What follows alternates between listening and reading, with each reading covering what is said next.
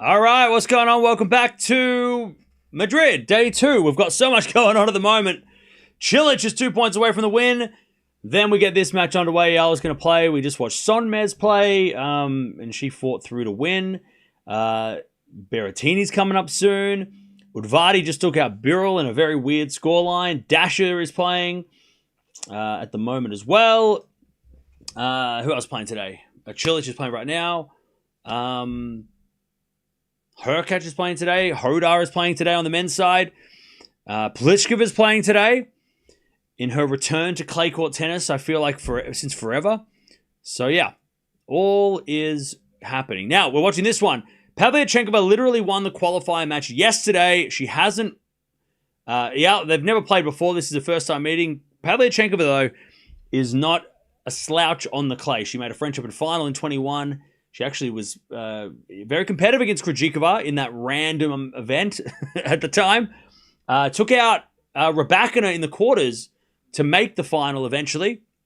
So, yeah, very interesting to see. Hasn't been playing well lately, though, Pavlyuchenkova. She hasn't been the player that she was in 2021.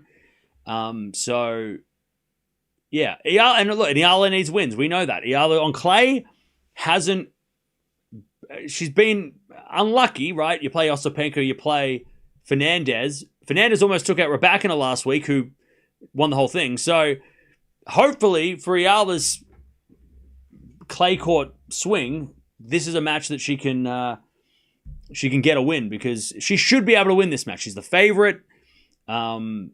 She's higher ranked. She's in better form, at least in 2026, because on the clay, Pavlyuchenkova hasn't won a match since last year's US Open before this week. So she was like, it was months and months of not even winning a match on hard courts, right? So, again, everything's pointing towards Eala should win this match. This is her match to lose. Winner of this match, by the way, does take on Mertens. Elise Mertens. That's not an easy match. But we'll get to that after we get to this. But how are we doing, chat? Are we ready? Are we ready? Also, Eala is playing doubles with Sonmez, and we just watched Sonmez. So, Sonmez, Eala doubles. That's going to be, they got wild cards in, so that's happening over the next couple of days too. So, plenty of tennis coming up. Tomorrow, the seeds start playing too, by the way. The seeds start playing. But how are we, chat? What's up? How are we doing? What's going on? Where are we at? Who's from where? Where are we watching from? I'll ask that straight up. We're still waiting for Cilic to finish his match, and then we can play on. Cilic is trying to finish the match. Dasher's got a break 3-1. Let's go. We've got Dubai. We've got Qatar in the house.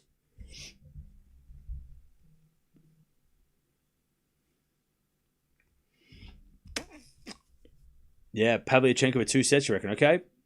Well, it's going to be interesting. It will be a very interesting match. We've got Sri Lanka in the house cheering for Alex from the Philippines. Love that.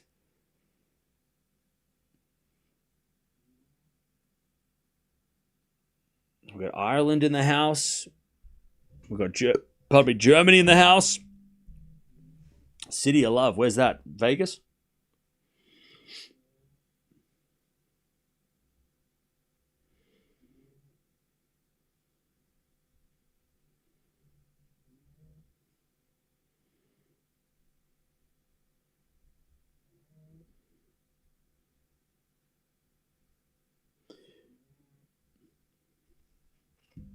We've got India in the house. Oh, City of Love Philippines. Oh, is that a thing? I didn't know that was a thing. I thought City of Love was like Paris or something. Also, schedule hasn't come out yet. It probably won't come out for a couple of hours, but...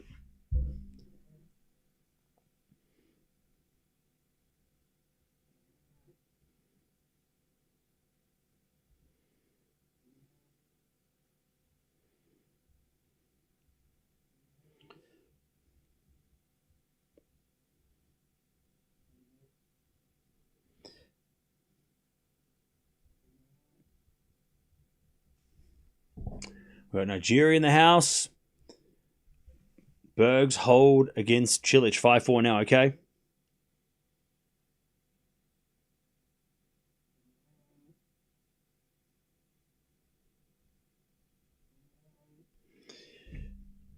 Queen of the South here, nice. French Open Final 2021 means a problem for Eala. I think today going to go either way.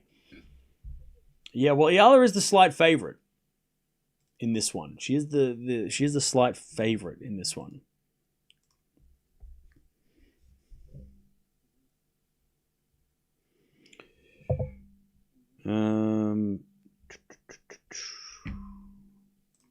So Cilic is serving for the match against Bergs. Dasher gave the break back. I'm not going to watch Dasher's score. I don't want to see it anymore. I've changed my mind. I want to see it.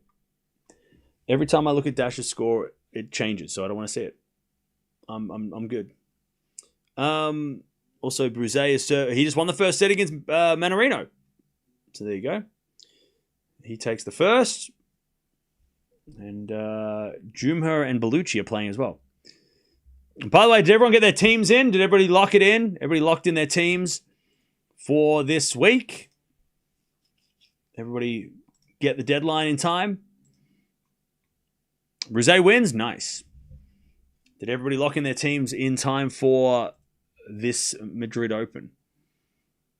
I had to make some massive changes. Massive changes. Drastic, massive changes. But it's going to be worth it. I think I'm happy with my team. I feel like I just don't have Musetti, but I couldn't get him anyway, if I wanted to. So forgot to update mine. Got stuck with Alcaraz. Oh, that sucks. That sucks. I think a lot of people got stuck with Alcaraz. I'll tell you what. If you're in America or Canada and you're playing this game, it's very tough right now because you're going to have to do. I mean, last minute withdrawals.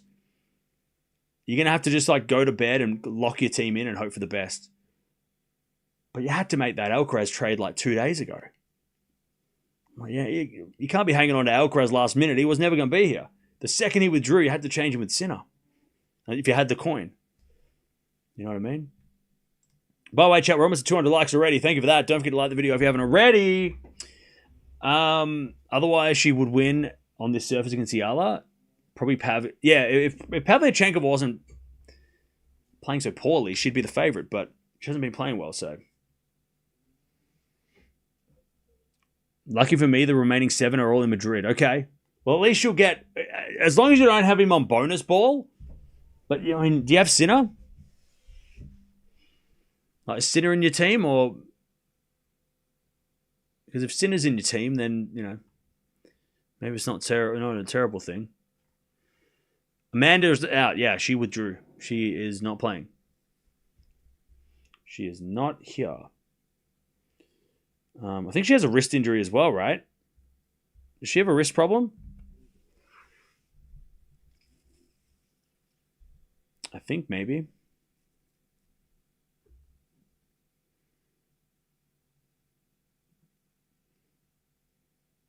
My draw includes Sinner and Alcaraz from Monte Carlo. Couldn't update it since then. Oh, okay. Fair enough. So you didn't update it. Fair enough. Well, as long as you can cover Alcaraz, and if Sinner's he's your double points, then you should be sweet. As always, thanks for the broadcast. No worries. Happy to be here. We've got plenty of stuff coming up this week. We watched Venus yesterday, which was so nice. I loved watching Venus yesterday, because you just never know when she's going to retire. She's been playing forever. Yeah, okay, she didn't win, but she did put up a good fight in that second set. It was fun to watch.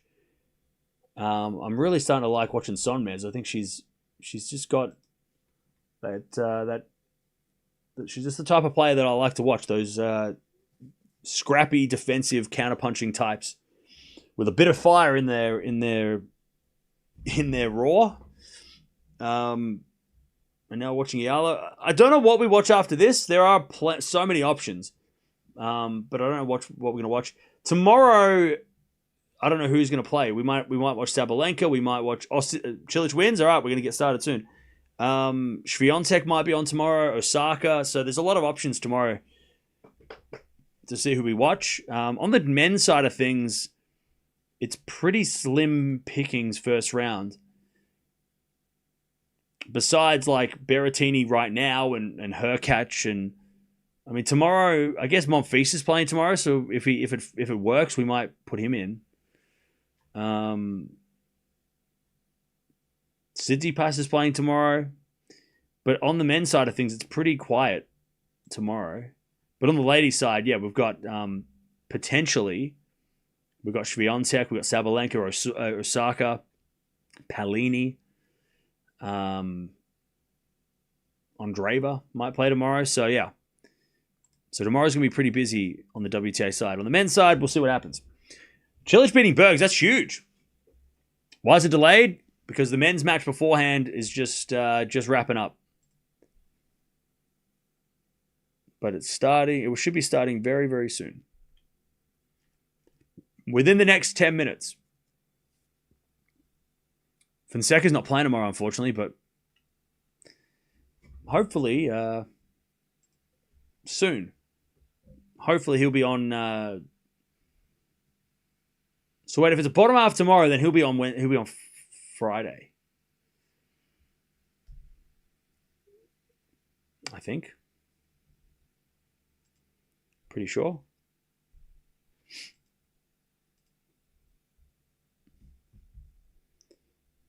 Yeah, good win for Cilic. 37 years old, beats Bergs. Bergs has been all right on clay. He's not been terrible on clay, Bergs. So that's a huge win. Bouzet up a set. Yep, he's up a set as well. Yeah, it's all happening.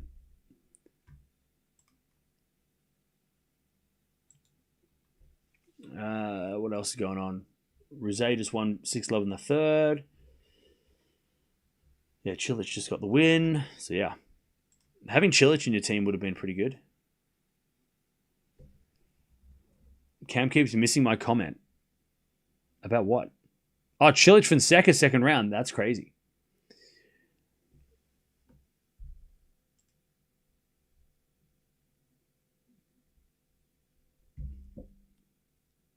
All right.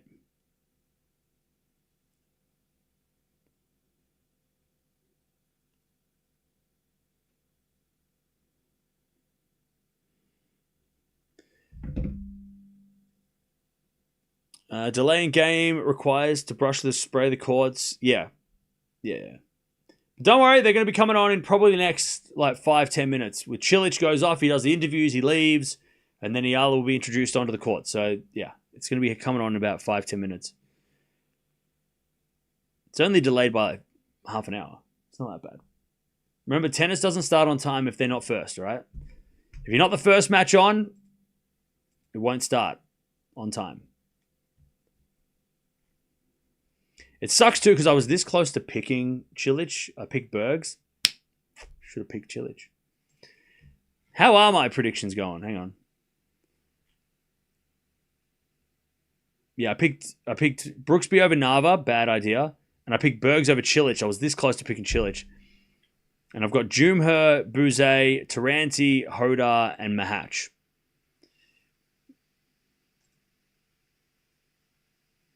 Yeah, it's not a good start. Not a good start.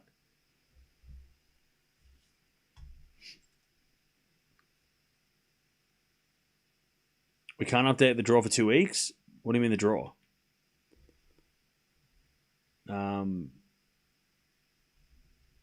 You mean your team? Yeah, you can't update it until Rome.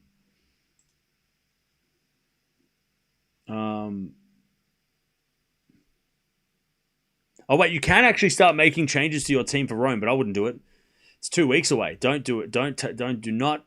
I repeat, do not change your team for Rome until the draw comes out.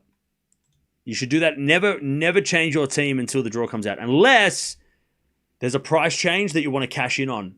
But even then, it's still risky. But you can do that, but don't do it. Don't make any changes till the draw comes out because you just don't know who you're gonna play. Who's gonna play who? It's too risky. Keep your team unchanged until the last minute. Like, make mental changes, right? Write it down, but don't save it until the draw is out. And then even then, don't even save until last minute, because then you just don't know who's going to pull out, right? I mean, what happens if the player that you picked gets hurt in practice, right? Wait until the last second to change stuff. That's what I did this week, just in case Ruud decided to not play.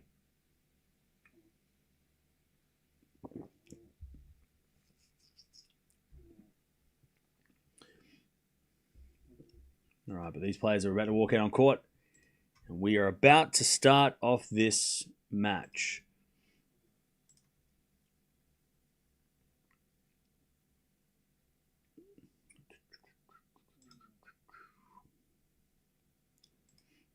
I learned if you touch the swing switch, it automatically saves. So you can press the swing switch, but then you can remove it. But as long as you don't make the changes and save your team, if you click save, that's when your team is locked. And I don't know if they're going to change that in the future, because I feel like that's a bit of a silly thing, because if you make changes 4 days before the start of the deadline, you should be able to undo changes before the deadline. I know that there's a price point in the live rankings price changes and stuff, but I don't know. I feel like not being able to undo redo your chain, you have to you save it, it's locked. Other fantasy games, I know you can undo your changes, but maybe they're going to work on that in the future. But I know why, because they don't want people. But I think that's fun. I think there's fun when there's loopholes. I think they're trying to just not let people try and you get Sinner and then you undo it and then you get someone else and you get cash in But I think that's kind of interesting. People using loopholes for these games are fun. But locking it in and being now you can't undo your team. I don't think that's not as fun. And it's also, I think, mucking a lot of people up too, because people are making changes a week in advance and then they're saving. And then when they get to the draw, they can't undo it and then change their team. They have to, you know what I'm saying? Most fantasy sports games, I think you can undo your changes and then re-pick if you don't like who you picked. But yeah, you just gotta be careful. If you save your team, it locks it in. So you have to be sure you want to be sure, because it will be locked in and you'll be stuck with that decision. That's why I'm leave it till last minute until you're 100% happy with what you want to do. All right, players about to walk out on court. Not many people there. They're playing on court 2. Not many people in the stands. I do love the red chairs though. Those red translucent. I want some of those chairs in my house, and I said this last year, and I still want them. Can I have a Madrid Open stadium seat, please? Can they send one out to me and put it in my house? I'll attach it to the wall. I'll use it as a seat for my putting on shoes or something. I'll put it. I know exactly where I'm going to put it. I'm going to put it in my doorway, up against the wall, right? And then I'll flick it down and sit on it so I can do my shoes up, and then it'll just go back up to normal like it does in the stadium. I'll shove it. I'll put it on my wall as a chair, as almost as a bench, like a shoe. You know how people have shoe benches? Perfect. And then it folds up so then it doesn't even get in the way when I open the door. Great. Or I might even just attach it to this wall, just for shits and giggles. I'll put it there. I'll put it on the wall here. Come on, Madrid, send us a chair. I'm sure you got a spare. Come on. I want a translucent stadium seat that folds up. I'll get one. I'll find one. Somebody on Facebook Marketplace Spain will have one. Madrid Facebook Marketplace. Surely someone's got one. Someone who worked there and was we had 4 spares and I kept one. All right, chuck it to me. Give it to me. Send it to the PO box. Link down below. I'll take it. We should all have stadium chairs by the door for shoe changes. I know, right? It's a no-brainer. They do fold up, right? I'm pretty sure. Or are they just flat chairs? No, they look like they're those ones where you have to pull them down to sit on them. And then if you stand up and they flick up and then you sit down, you fall on the floor. But I do like the color. I like the red. I think it looks sick. And it's great with the clay and It all looks really cool. Watching from Vienna. What's up? Yeah, like the red chairs are just like they look great. It felt like months since Eala's last match. Yeah, I mean a week is a long time in tennis. Definitely feels like a long time in tennis for sure. Jumo's up 4-1 double break. Oof. Great start. Bouzet with the break in the second already. Okay. These players are about to walk out on court, and we are about to start. They're just dusting off the lines. A few people rocking up. Now, this is where Eala, I think, made her debut, if I can't remember. I'm pretty sure she made her debut here, right? Her main draw debut. It was either here or Miami. I think it was here.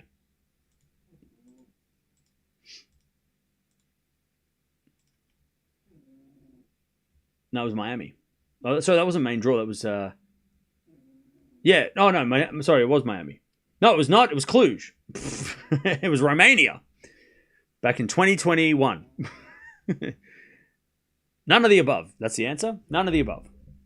But she has played here, and I think she got her first... I want to say she got her first win here. First main draw win. Do I get points for that? Her first main draw win was here. Yeah. Madrid 24, she beat Sharenko for her first ever main draw win. And then she lost to Kosteva in 3 sets in the second round. And then the rest has been history. So yeah, first main draw win was at this tournament. I was half right. Thanks for the coverage for us without the live. No worries.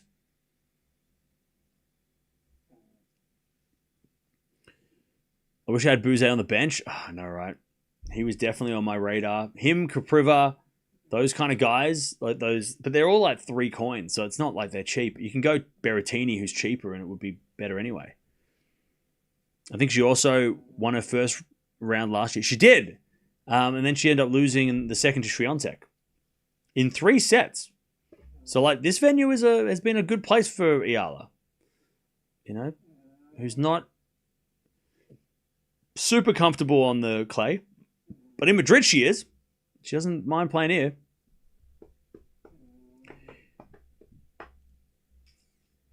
Her movement on clay isn't ideal. Yeah. We'll see if she's changed that. See if that's improved. Because, yeah, but again, in the last couple of matches, she's played Fernandez and Penko. Both very capable clay court players. So, and I know Pavlyuchenkova has made a final of a French, but she also hasn't been playing well lately. So, this is going to be tricky for Eala. But it's an opportunity because Eala should win this match. She's a favorite. She should win this match. And then the Mertens match will be interesting if she gets that far, because Mertens is... I wouldn't say she's better than Fernandez on clay, but she's higher ranked than Pavlyuchenkova, so it'll be definitely a step up. But still not I still feel like that could be a winnable match, though. Mertens isn't the most dangerous player on clay.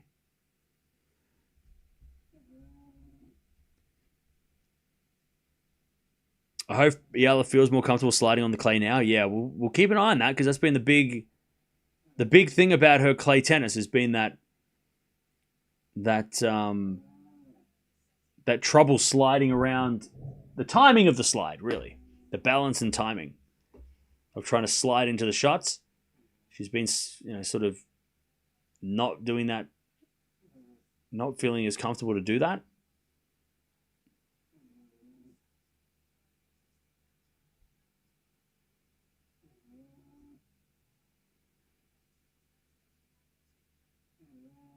All right. Players on court.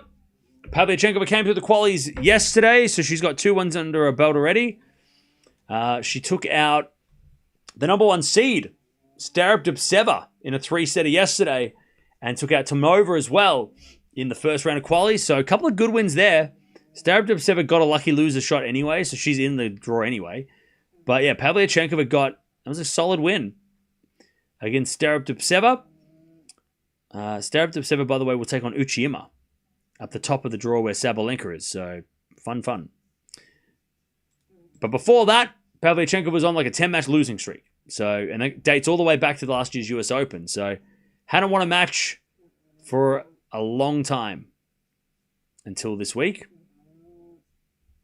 And Eala has a good opportunity here to get another clay court win and set up a meeting with Mertens, who I think is on the verge of top 20, or she's like sort of floating around top 20 between 21 and 19. I think she's around there. And Pavlyuchenkova, so if you don't know who Pavlyuchenkova, what she's capable of, what her game style is, she is, I wouldn't say she's similar to Penko, but she is more of an aggressor. Like, she does hit the ball, she'll hit the ball bigger than Eala. She'll try and bully Eala. This won't be a grind more than it will be a bit of more of a slugfest. Definitely more of a slugfest than the Fernandez match. But if Eala can defend well, and if Eala can move Pavlyuchenkova around, she should be able to grind it out. But Eala needs to keep her patience, because we saw that in the last few matches against those two players I mentioned, Ostapenko and Fernandez, Eala was hitting a lot of errors. She was trying to finish the points too quickly. This one, she's got to take her time, because she should be able to outlast Pavlyuchenkova, because Pav hasn't been playing much. Also, Pavlyuchenkova 24 hours ago played a 3-set epic and might be a little fatigued. So Eala should be looking long-term in this one. She shouldn't try to go for the quick kill, because if you give Pavlyuchenkova errors, that's exactly what she'll want. So she's just got to make sure Pavlyuchenkova hits as many shots as possible if she's going to get the win. And hope that Pav is tired and maybe hit some errors herself. They're about to start right now. They're just warming up. But yeah, Pavlyuchenkova hits a mean ball. And she did make the semi-finals here in 2021, just before she made that French Open final. So has done well here before. And we do know Madrid does sometimes favor the bigger hitters. And Pavlyuchenkova is one of those. Can be one of those. She's only 34. I thought she was like 37. I don't know why. Maybe it's because I got confused with Cilic. Yeah, 34 years old. Grand Slam finalist on the clay. Has been around since like 09, I think. So she's been around a minute.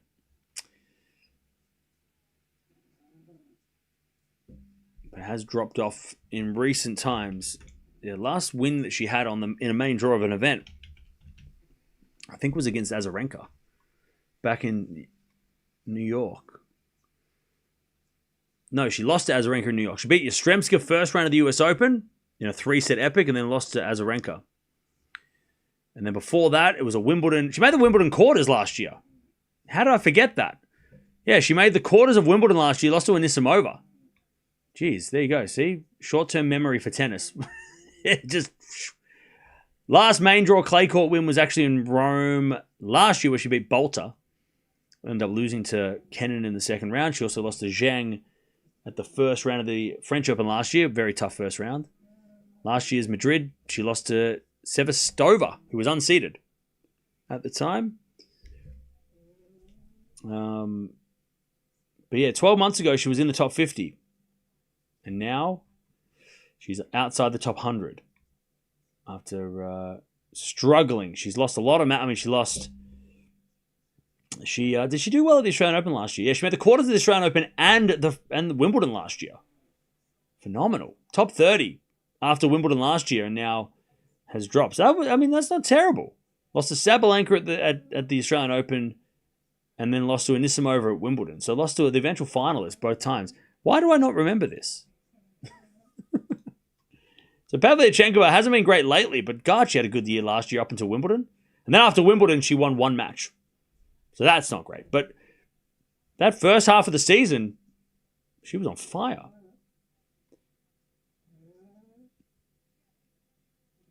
All right, I think the wind's kicked up a little bit as well. We'll see whether or not that is going to be a problem.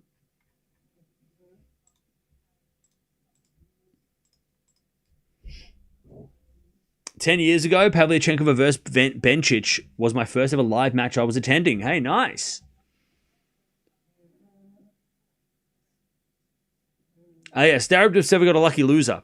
Yeah, she got a lucky loser. I don't know who pulled out for her to get one, but she did. She got a lucky loser.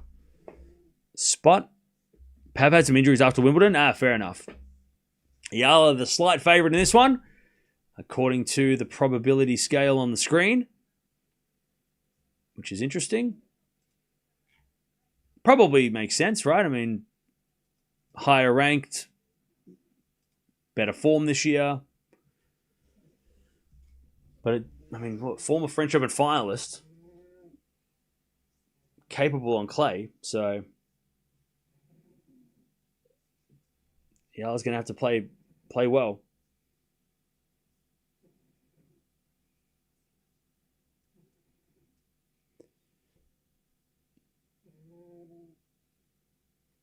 All right, here we go. Who you got, chat? Who is going to take this out? I've gone Eala in 3, mainly because I think she'll outlast Pav, fitness-wise. She's got to be patient. Patience. Here we go. Pav's going to serve first. As we get a backhand from Eala to the forehand of Pavlyuchenkova. Eala forehand on the stretch. Pavlyuchenkova gets it back with a backhand. Eala on the attack already. Forehand cross court. Pav slices it wide. Solid rally to start. All right, love 15. Love 15.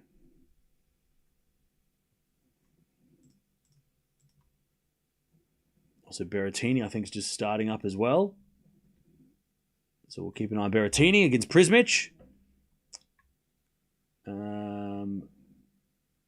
Cocciaretto Parks are on at the moment as well. As Pav with a forehand, goes short. Eala backhand in the nets. I'll tell you what, the shadows are super awkward on this court. 15-0. Eala in 3, Eala in 2, Pav in 3, Pav in 2, Anastasia in 2. Okay. All right. 15-0. As Pav serves again. Into the forehand of Eala. Return is long. 30-15. I'll tell you what, Pav has got a good serve as well. Solid serving as well. 30-15.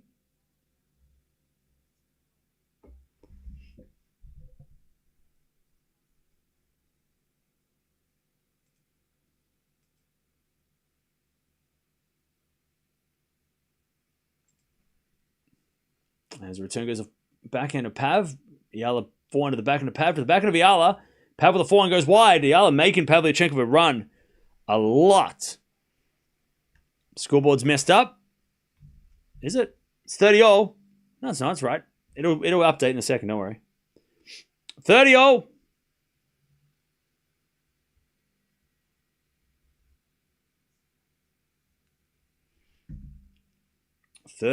Pav serves again.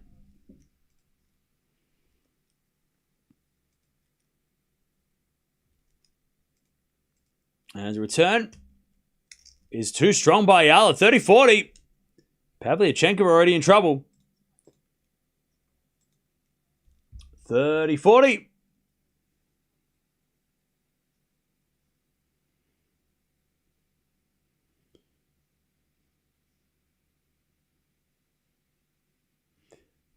All right, 30-40. We're going to serve again from Pav. Here's a fault. Second serve.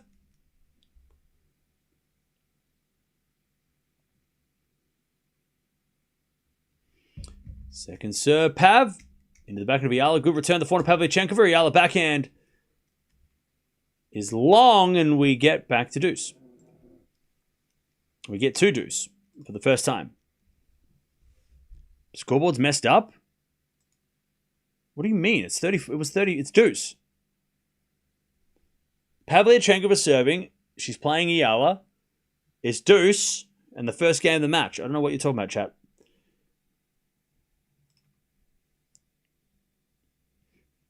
All right.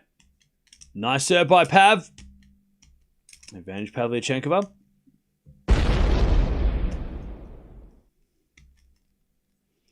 Advantage Pavlyuchenkova.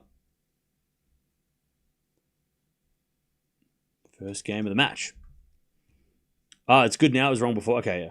Sometimes it glitches out, but don't worry. It's all good. Everything's fine. All right, first serve's a fault. Second serve.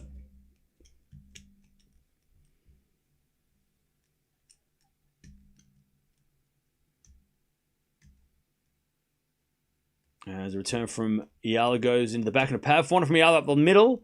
Pavlyuchenkova gets it back to the forehand of Eala. Pavlyuchenkova forehand again. Into the forehand of Eala on the stretch. Pavlyuchenkova drop shot. Is very nice. All right. Pav holds. One love. I mean, that drop shot couldn't have been any better. And if Eala had gotten that back, that would have been something. That drop shot was ridiculous. One love. All right. Let's see how Eala serves, because that is going to be something.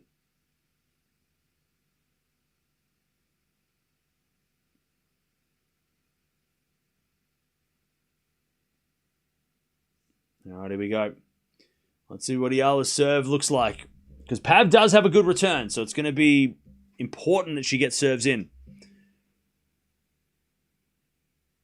Yeah, that drop shot was ridiculous.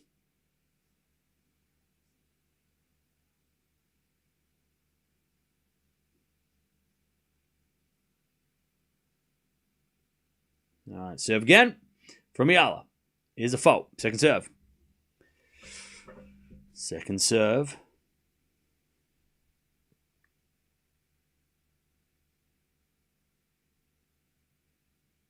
Into the backhand of Pav. Backhand from Eala into the forehand of Pavlyuchenkova. Eala backhand again to the forehand of Pav on the stretch. Great cross-court shot from Pavlyuchenkova. Eala gets it back, but hits it long on the slice. Jeez, and I tell you, it does feel like Eala is trying to, I mean, she's going for the power play. She's not doing the patience play. She is trying to power through Pavlyuchenkova. This is...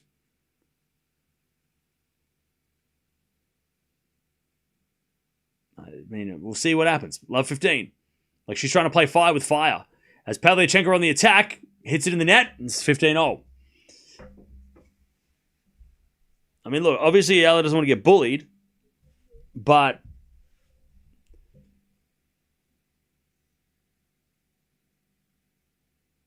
I don't know, being aggressive against an aggressive player, it's a risky play.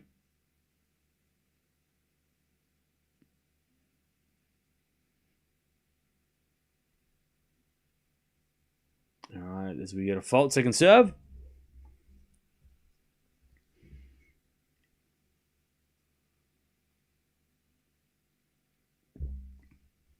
Second serve, Eala. Into that Pavlyuchenkova forehand. Pavlyuchenkova now with the backhand, but no, Eala hits it long. 15-30. 15-30. You and me are always having the same team. 15-30. I think a lot of people might have the same team.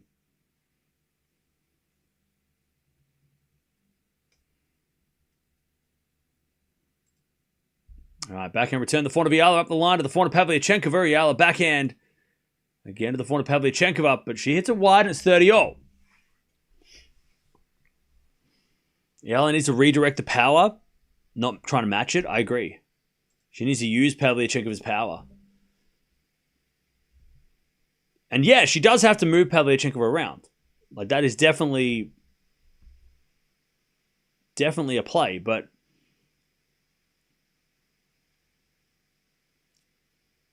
I don't think she needs to do it by, being the aggressor. But she also has to be careful not to wait around for Pavlyuchenkova to bully her, right? Why is Pav the underdog in this matchup? Because of recent form. 30 and ranking. Bouzet wins? Nice. All right. Return from Pav is strong. And that goes in the net by Eala. It's at 30-40 Pavlyuchenkova.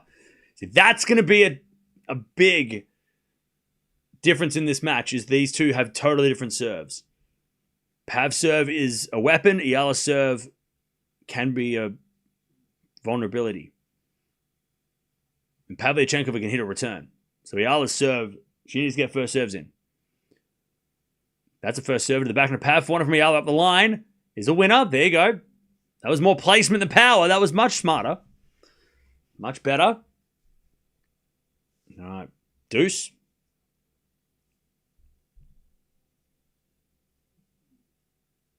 I thought Alex is playing against Pliskova. No.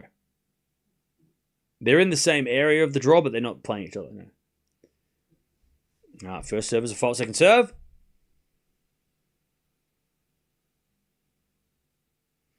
Second serve, Eala. Serving to the forehand of Pavlyuchenkova. Return is wide. I'll tell you what, Pavlyuchenkova is teeing off on second serve. She is going for it. She's not making all of them, but she's definitely...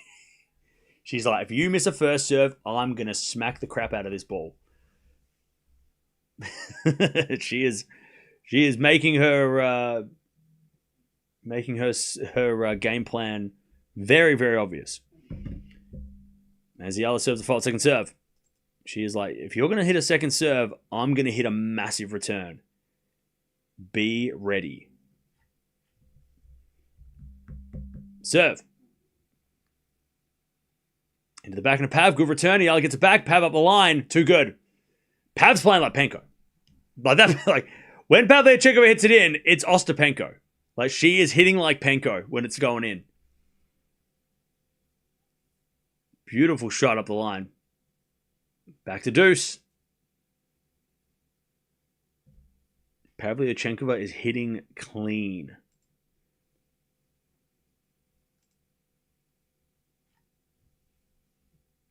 As the return goes in the back end of Eala. Eala goes up the line for a winner. That's a shot.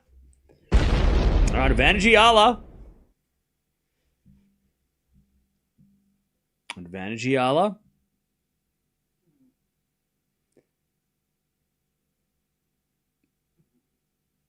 To get on the board here, Eala.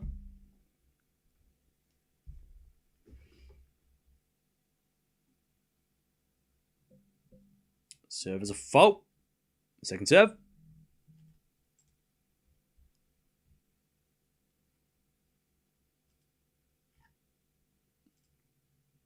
Second serve. Into the forehand of Pav, who hits a return winner. Deuce.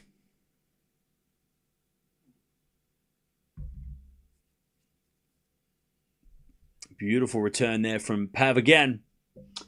We get the deuce. These second serves are going to be, could be the difference. All right, Eala serves again. Into the back of the Pav. Return goes to the back of Eala. Pavlyuchenkova wins the point. Eala in the net. All right, advantage. Pavlyuchenkova.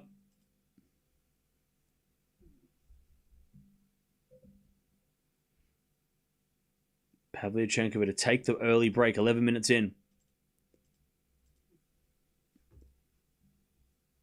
As Eala serves the back of Pav, good return forehand from Eala into the forehand of Pav. Pav in the net. I'll tell you, Pavlyuchenkova might need it. She needs the break.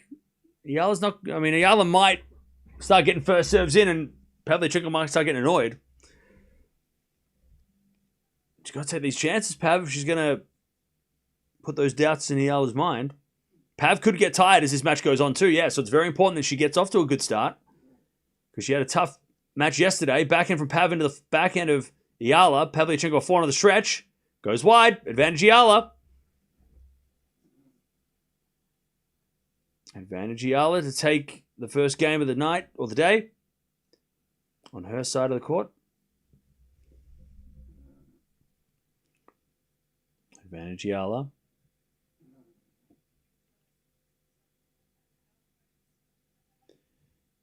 To level.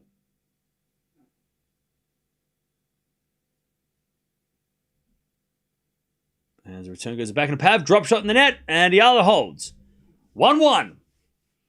Eala holds and levels. Cilic did win. Yep. Cilic won.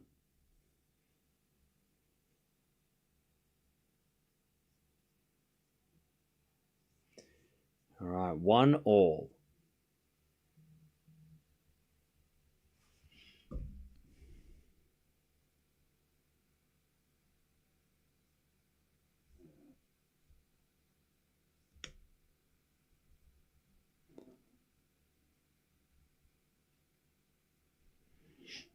All right. 1-1 is Pav with another good serve.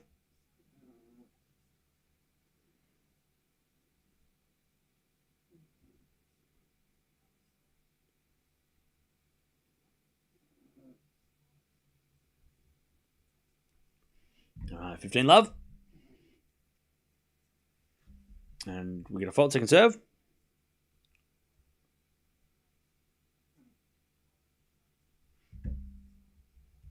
Second serve, Pav. Into the back of Eala, returning the forehand of Pavlyuchenkova. Eala backhand again to the forehand of Pavlyuchenkova up the line. Eala with a slice in the net. I'll tell you, Eala's trying to play like Pavlyuchenkova played against her serve. But the difference is that if you hit it hard against Pavlyuchenkova, she is going to just do what Penko does and just smack it even harder back to you. Like, hitting it hard down the middle is not the best strategy. Angles and mix up is the strat. 30 love. Pav with a smash. Eala gets it back, but it's in the net. 40 love. Pavlyuchenkova is hitting the ball so hard. I mean, we're talking like Sabalenka levels of hard, right? 40 love. Pavlyuchenkova made a French Open final, so she can play on clay. She just hasn't been playing well lately, so that's why she's the underdog and all that kind of stuff. But Pavlyuchenkova is more than capable of playing on this surface. It's just that, like, over the last 6 to 8 months, she hasn't been playing well. But last year she made 2 Slam quarterfinals, which I totally forgot about. So as Pav hits a winner up the line. So yeah, she's made the quarterfinals of every single Slam in singles and doubles. Last year, she made the quarterfinals of the Australian Open for the 4th time.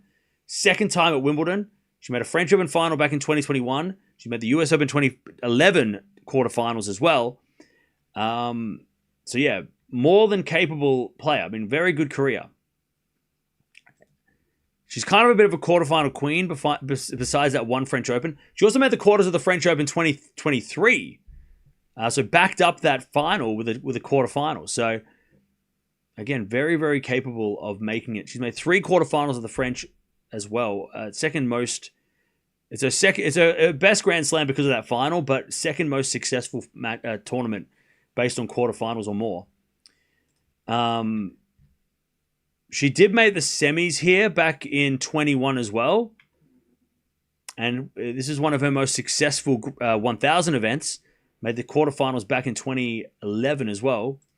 She ended up losing to Sabalenka, who ended up beating Barty in the finals, so it wasn't bad. She beat Mukova in the quarters. She took out Brady, who made the final of the Australian Open before that.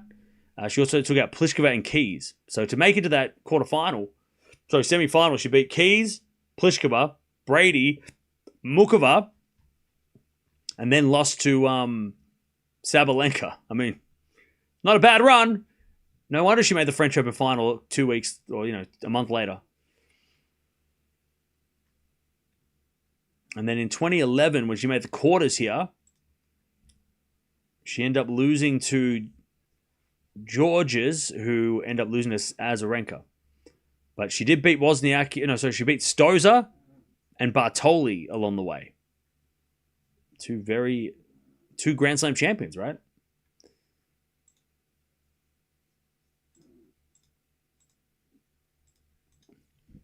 All right, 2-1.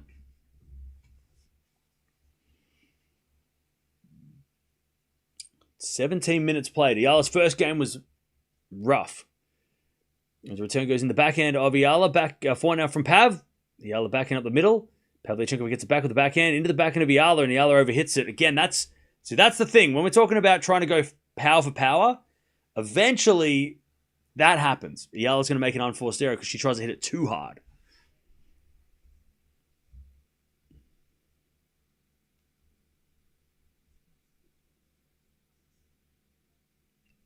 Love 15. The court's empty. Yeah, I think that because the maybe this stadium is ticketed, so it's not general admission. Also, I don't know what the situation is with Philippines support in Madrid.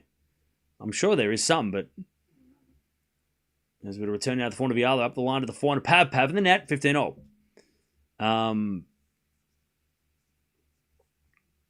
Yeah, had this not been put on court 2, then maybe it would have been more attended. I don't know. Maybe the ticket prices are expensive for court 2. All right, 15-0. As Eala serves again. Into the forehand of Pav. Forehand from Eala on the stretch. Pavlyuchenkova on the attack. Eala just defending with a slice. Pavlyuchenkova with a half volley in the net. Ooh. Good defense there from Eala. 30-15. Pavlyuchenkova had Eala in trouble big time there. 30-15.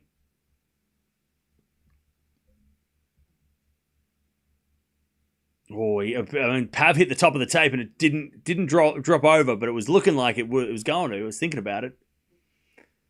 30-15. Serving to the backhand of Pav. Return goes into the backhand of Eala. Pavlyuchenkova forehand as Eala on the attack goes up the line. Pav gets it back with a backhand down the line. Eala in trouble with a slice. Pavlyuchenkova with a drop shot. Eala's going to get there with a slice up the line. Pavlyuchenkova volleys. And it goes in! What a rally! Crazy rally by both. 30-all. Pavlyuchenkova, good hustle. But Eala did well to get to the drop shot, but Pavlyuchenkova's volley winner? Like a lunging, it was like a lob volley. Crazy shot. All right, 30-all. This is a super competitive match. As Eala says a fault. Uh-oh. Second serve.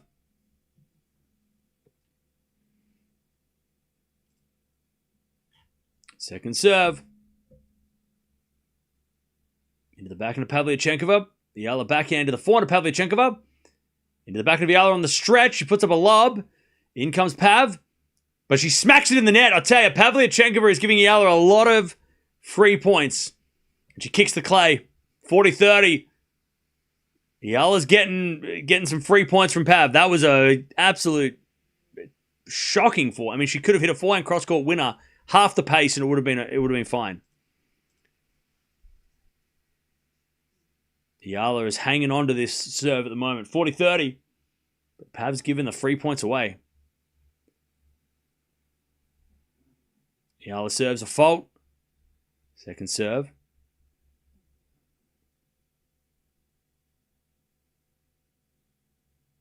Second serve. Into the backhand of Pav. Great return. Eala gets there. Pavlyuchenkova volleys it away, though. And we get to deuce. It's those second serves.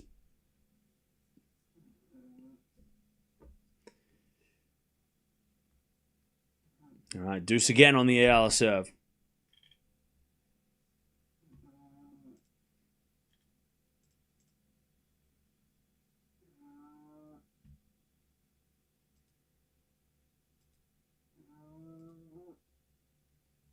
All right, return goes out by Pav. Nice first serve. And Eala advantage. To get level again. Cam had it. How come you got Rudin as alternate? Is it because he's injured? No, it's because I've got alternate. The alternates count for me this week. I use my alternate chip. 7 to the 4 Pav return is in the net and Eala holds 2-all. But it hasn't been easy. 2-2.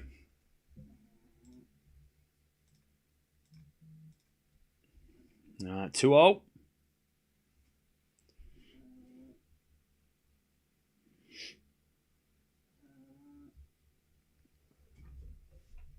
Is Mia snoring? Yes. All right, back to Pavlyuchenkova, 2-0. Yeah, the shadow is really awkward on this court.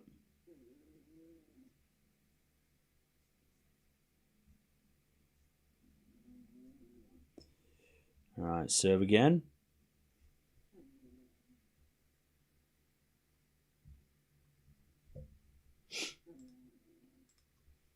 That goes out by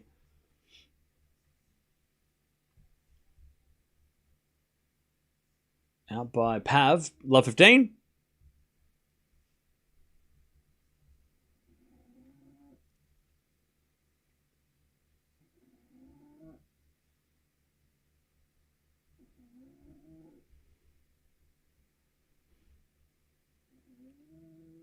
Love 15.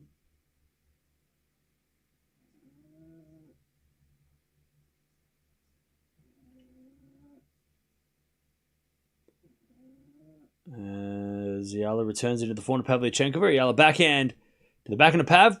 As Eala backhand cross court, Pavlyuchenkova goes up the line for a forehand. Eala slices it back. Pavlyuchenkova forehand cross court. Eala gets that on the stretch. Then Pavlyuchenkova goes cross court wide. And it's love 30. See, and this was the problem with Pavlyuchenkova missing all those shots and missing those chances to break, because now Eala's got a chance to get some break points. And that was a better point from Eala. Just hustle, hustle, hustle. And eventually, Pavlyuchenkova missed. Love 30.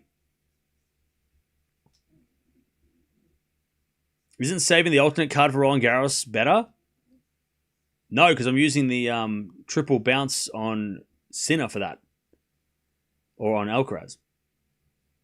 Return goes in the forehand of Pav. Pav hits it out, love 40. You can't use 2 chips in one tournament. You can only use 1 chip every week. Or one chip per week. As far as I know.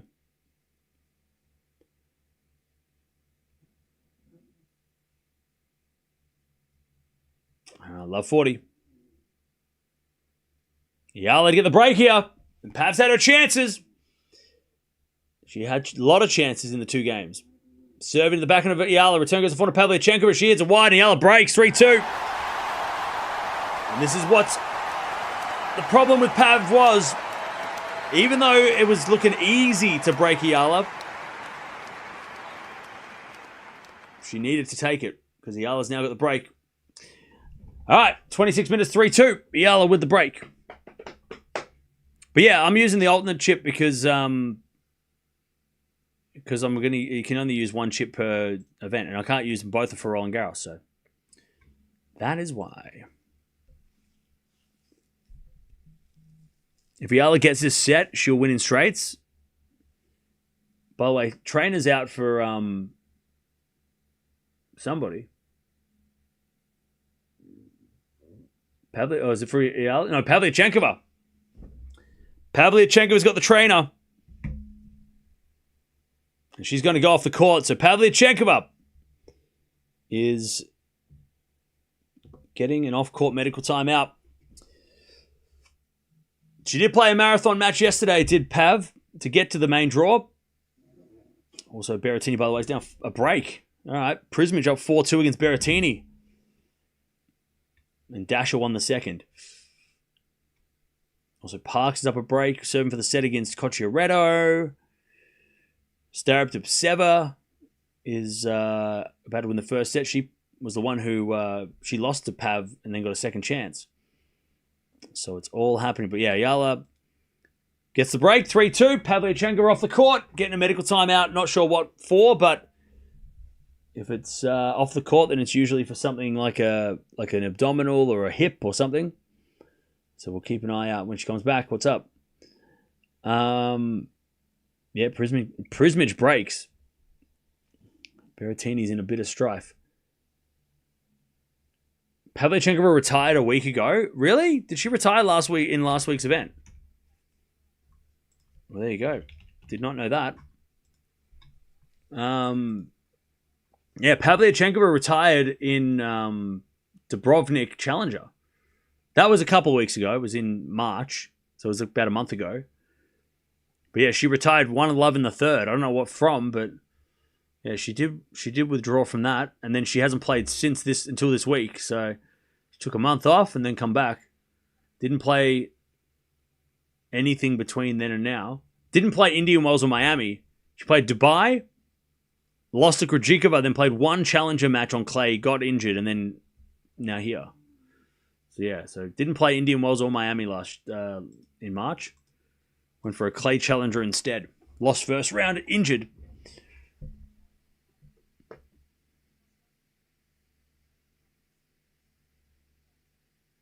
She was not running then. I watched that match. Oh, okay, so maybe it is a leg issue.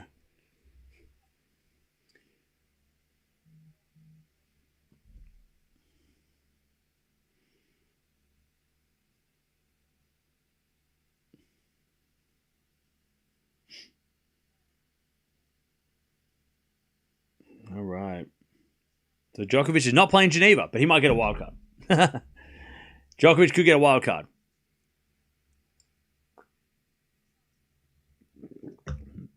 Hey, what's going on, Garrett? How you doing? All right, Eala's coach is talking. By the way, Eala didn't have her... This coach wasn't here the last couple of tournaments. So it was her, and her dad's there as well. So her family, I don't think, were there in Linz or in Stuttgart. But everybody's back, the whole team's back now in this tournament. But yeah, because remember a couple of weeks ago, she had someone from the Rafa Academy, but it wasn't her main coach. It was like an assistant. And her family weren't there either. Yeah, Pavlyuchenkova is injured. She's just gone off the court to get a medical timeout. You must visit the next WTA in the Philippines, Cam. Yeah, I'll try. I mean, it depends on when it is. If it's after Australian Open, maybe next year I will. Because this year it was during the Australian Open. If it's not during a Grand Slam, I might be able to do it. Philippines is still on my list of places to go this year. Because I haven't been there before. I've been everywhere else around Asia, but not there. So it's on my list of places to visit.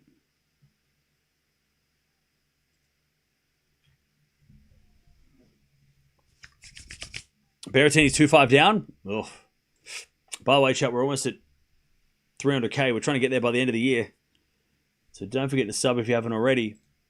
Tomorrow's going to be a crazy day. By the way, the winner of this match won't play until Friday. So tomorrow they won't play. I don't know if the doubles starts tomorrow or not, but Eala is playing doubles with Sonmez. So that's happening too.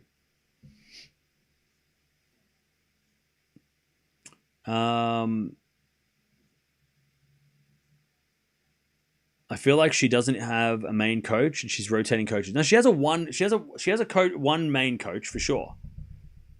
She definitely has a main coach. She definitely has a head coach for sure.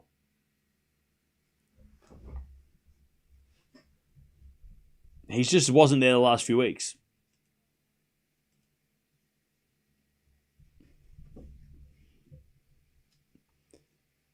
Who's my pick for this tournament? Sabalenka.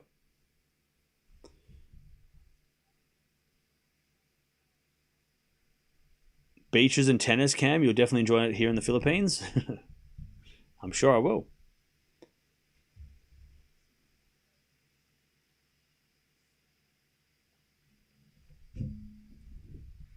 But yeah, look, I wouldn't be surprised if Pav comes back, plays a game, and then throws the towel in.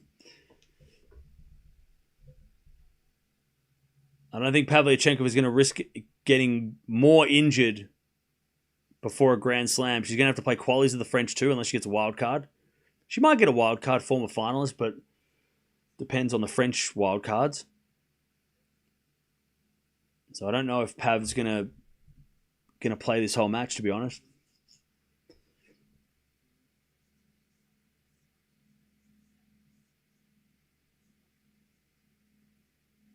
Pavlyuchenkova back.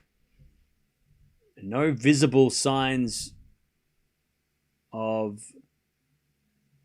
tape, but there might be a leg. I can't see yet because I haven't. It's on her leg. All right, so she's got her right leg is taped up.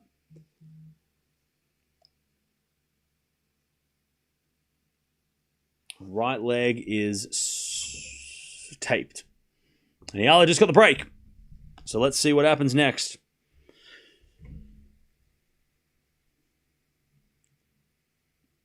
All right, 3-2.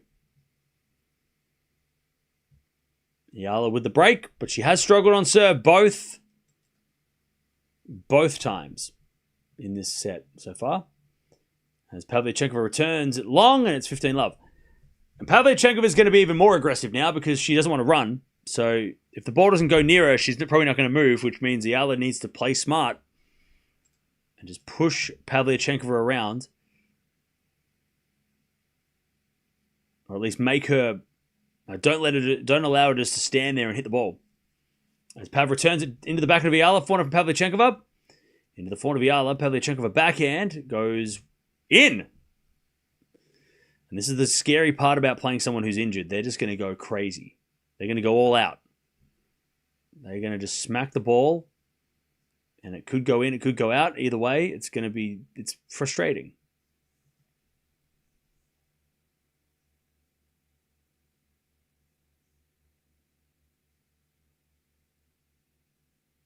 As a return goes into the back end of Eala. Forehand now from Pav. Up the line. Eala gets it back with a forehand. Pavlyuchenkova cross court. Eala backhand up the line's a winner. Beautiful shot. 30-15.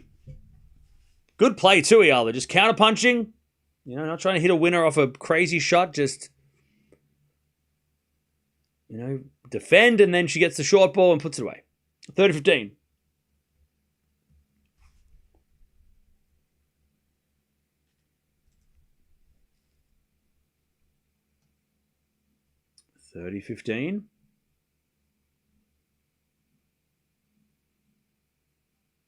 There's a bit of fault from Eala, second serve.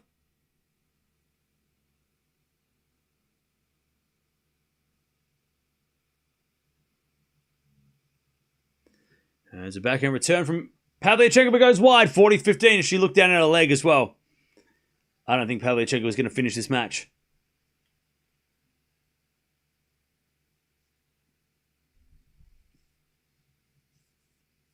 Kapriva's already watching Prismic versus Berrettini. Crazy. All right, serve into the back end of Pavlyuchenkova. Backhand goes in from Eala. Pavlyuchenkova forehand in the net. 4-2. Easy game for Eala. First one of the day. 4-2. Pavlyuchenkova is just hitting power shots now. Yeah. 4-2. I mean, it's got to be frustrating too because Pavlyuchenkova should have had a break. She should have been up a break in the first game or the second. Like she could have easily been up 3-1 or 4-love. And she didn't take those chances. Then Eala now is serving. Well, now Eala's didn't struggle on the serve there. Pav with a great serve there. Pav should retire now. I don't think she will retire now, but she's going to retire, I feel. If things don't turn around, she might just... I don't see the point in trying to... especially with an injury that could get worse, there's no point in trying to push it. 15-love. Pia.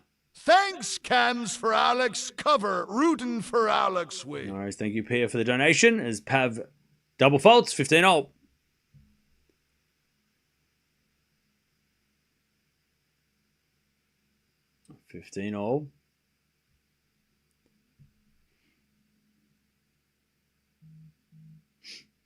As Pav serves again. A fault, second serve. Oh, schedule's out already? Hell yeah. Thanks, Gene. Oh, doubles is tomorrow. And Eala is playing doubles tomorrow. All right. And that goes out by Eala, 30-15. So we've got Swiatek playing tomorrow. Sabalenka back-to-back. All right. Andreeva's playing at night. Osaka's playing tomorrow too. Bencic. Tsitsipas. Like I said, none of the men's matches are super I mean, Monfils is playing, but none of the men's matches tomorrow are super interesting to me. Like, there's no high level, like, you know, there's no top men playing tomorrow yet. But yeah, we've got plenty to do tomorrow. Tomorrow's going to be busy. Tomorrow's going to be a busy, busy day. But a pretty good schedule. I like that. It's a good schedule. Swiatek, Sabalenka back-to-back. Love that. 40-15.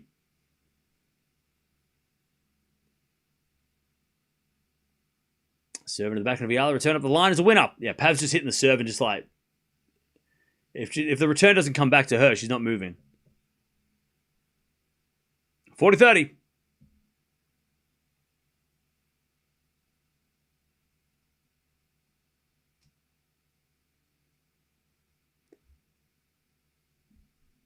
Serve again, Pavlyuchenkova.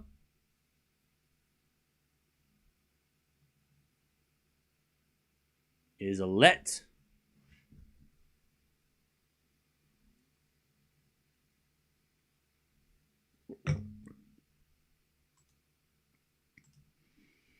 Serve again. And this one's a fault. Second serve.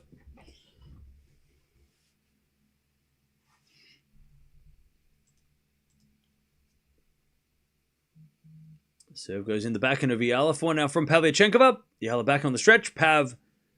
Forehand goes wide. And Eala gets the 40-30. Prismic wins the first 6-3. Oof. By the way, chat, thanks everybody for joining. Don't forget to sub if you haven't already. Don't forget to like the video as well if you haven't already. Almost at 500 likes already, so thank you for that. All right.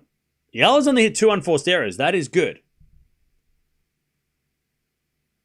That is very solid. As we get the deuce. Pavlyuchenkova serves another fault. She just has that look on her face like, what are we doing? Second serve. Into the forehand of Eala. Forehand from Pav up the line. Eala gets it back with the forehand cross court. Pavlyuchenkova backhand goes wide. Yeah, Pavlyuchenkova's getting angry. Advantage Eala.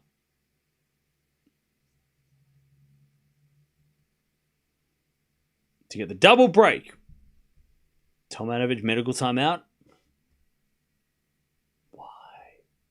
Why? No, Raducanu's not playing tomorrow. Sabalenka, Swiatek are, though. All right, advantage Eala. To get the double break. First serve's a fault, second serve. It's probably frustrating for Pavlyuchenkova too, because she knows she is in this match. It's just that her leg is not working and she's making too many errors. Forehand cross-court winner. Jeez, that was aggressive. That was like... that was a rocket. All right, deuce. Jeez, Pavlyuchenkova hit that with so much power. Whew. Whew. That was angry. That was angry. Back to deuce. Yeah, she hit that. She didn't care where that went. She was just hitting it hard. She's like, I don't care where it goes. I'm just hitting it hard. She's just hitting the ball too hard. Now, Eala hits a passing shot long, and it's advantage Pavlyuchenkova. Yeah, Pavlyuchenkova playing with anger. She's not mucking around now. She's like, screw this. I'm hitting it hard. All right. Advantage Pav.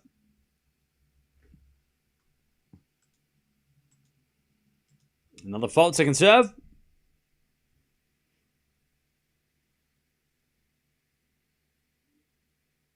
Second serve.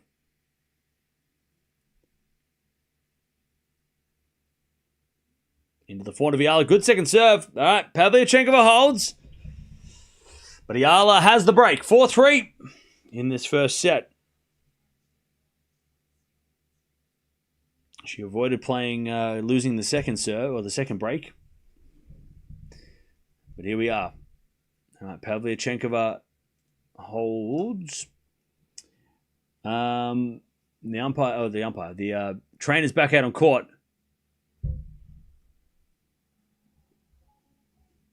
And they're going to tape her leg up a little bit more. There's some extra tape on Pavlyuchenkova's leg just to keep it all wrapped up. Who's making more errors? Pavlyuchenkova by a mile.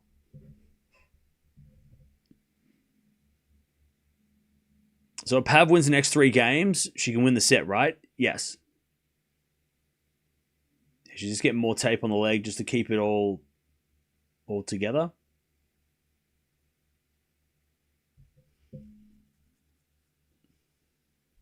Just so it doesn't fall off.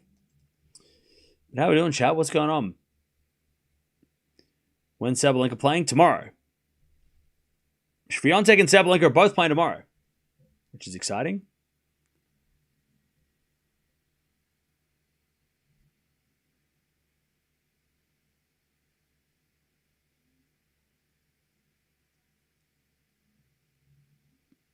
All right, here we go. Yeah, let's go the break 4-3. Pavlyuchenkova has had opportunities in 2 of the 3 games on Eala's serve, though. So if Eala doesn't get that first serve in, she better be ready for the return.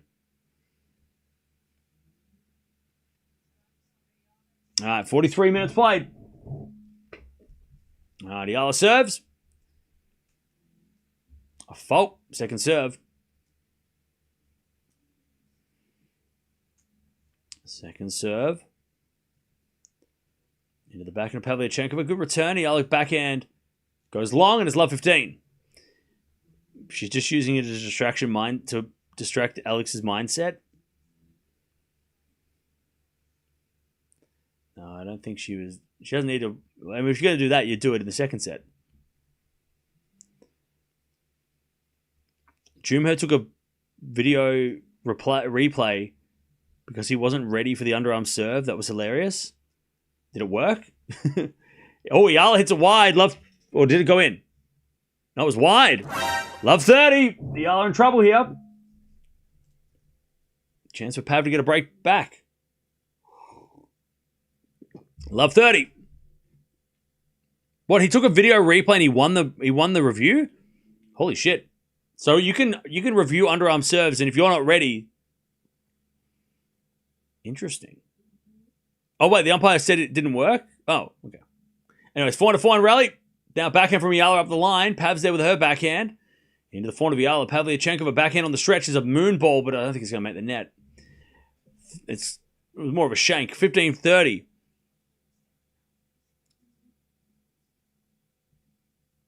Wait, he won the match?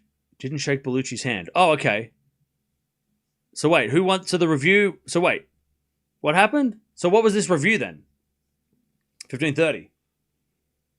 So Jumher reviewed the underarm serve, and they said, no, you were ready. But was he allowed to review it? Or did they say, no, you were ready, you can't review that? Eala hits it out 15-40. No handshake? Well, yeah, no shit. I wouldn't expect them to shake hands after an underarm serve. Players take that personal. So was he allowed to review it? That's kind of interesting. That's interesting. 15-40, Eala in trouble. She serves another fault. Second serve.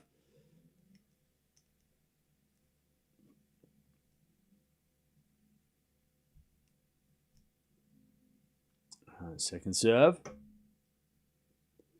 Into the forehand of Pav. Return is into the back of Eala. Pavlyuchenkova forehand. Into the forehand of Eala. Pavlyuchenkova with a slice in the net. And it's 30-40.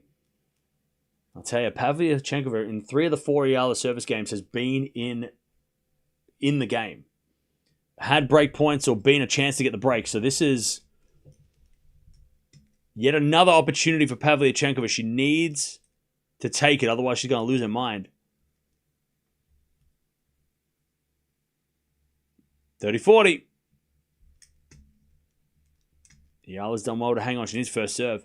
She gets it into the backhand of Pavlyuchenkova. Eala forehand into the backhand of Pav. And Pav in the net. I tell you what, Eala's first serve percentage is very high. She is winning a lot of first serve points. Which is credit because we know her serve has been a target at times. But she is holding strong on the serve, or at least on the first serve. Second serve's getting attacked, but I mean, 78% of first serve points won is huge. And the backhand wide by Pav, another one from Eala on the first serve. Advantage Eala to keep the break.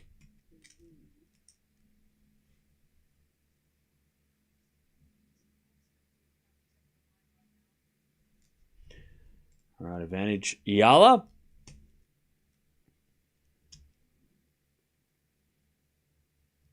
Serve in the forehand of Pavlyuchenkova. Return goes to the forehand of Eala. Pavlyuchenkova backhand. Into the forehand of Eala on the stretch. Goes in the net. And we get back to deuce. Apparently underarm serves are quite legal. Oh, they are. They're frowned upon. And then also players take it personally. Because it's, I guess people and fans and players think it's like not the right way to play. It's like that's not how you win. You know, you shouldn't resort to those kind of low ball tactics, right? But it's not illegal. As with a forehand now from Pav, Eala goes up the line with a backhand winner. Beautiful shot, advantage Eala.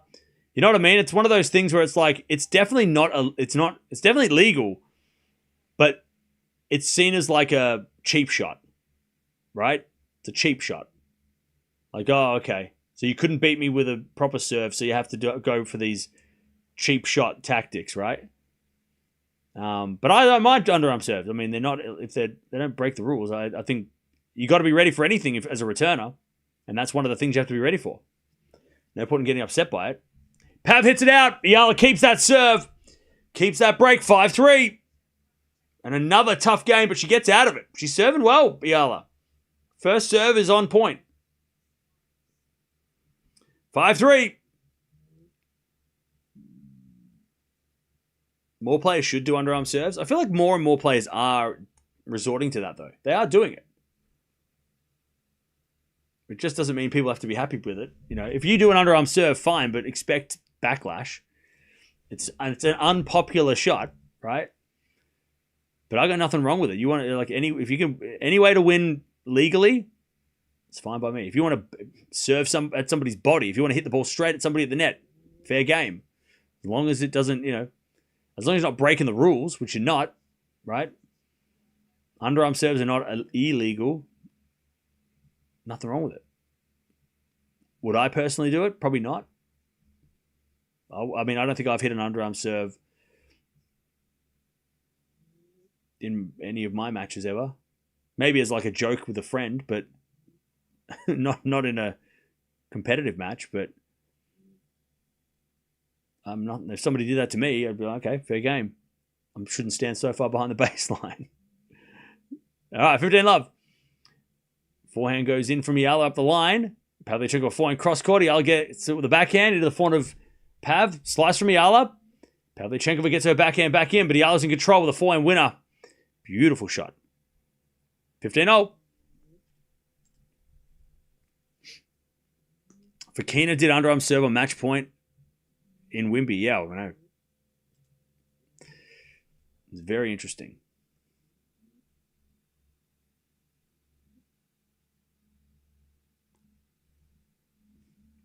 All right, serve again. Pavlyuchenkova trying to keep this set alive. We got a fault second serve.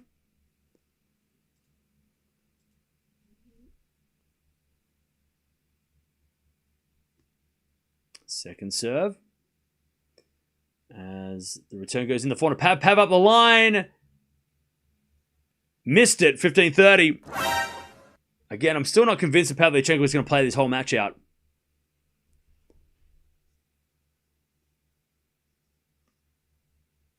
All right, 15-30.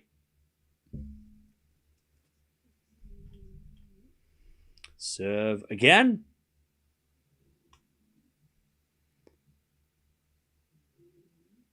As the return goes in the back of Pav, Pav hits it out. Nice return to Eala. Set points. Eala to take the first set here, 15-40. Also, Berrettini in a second set against Prismic. He's down a set, though.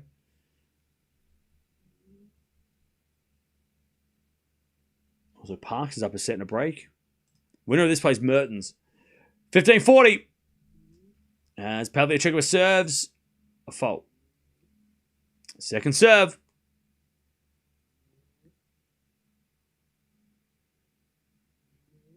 Second serve to the back end of Eala. Return in the net.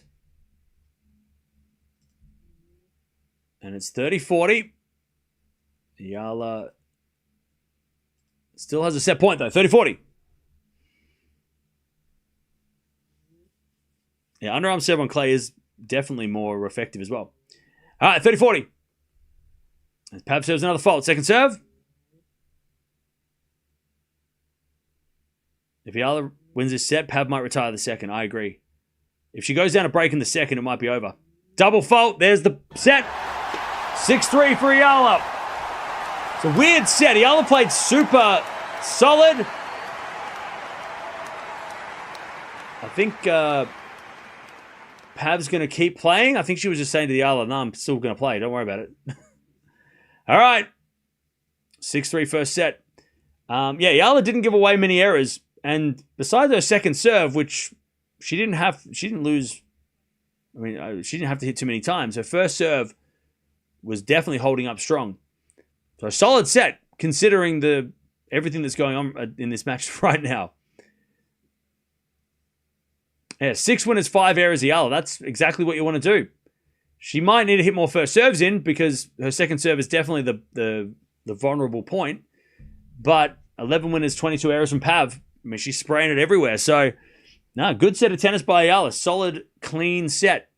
I was a little worried at the start there because at the start she looked like she was trying to go pace for pace, which was never a good idea. But in the second half of that set, she did play a lot smarter and didn't seem to wasn't trying to try and out-hit Pavlyuchenkova, which is smart. All right.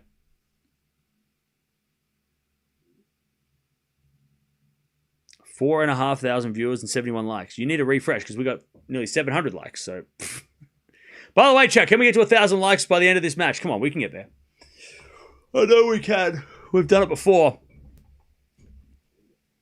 All right. But the start of this second set is going to be really interesting because if Pavlyuchenkova goes down an early break and it gets to like 2-love, 3-love, I don't know if she's gonna play it out. And it could get to 3-love if she does get broken. So let's see. Eala will be serving first in the second.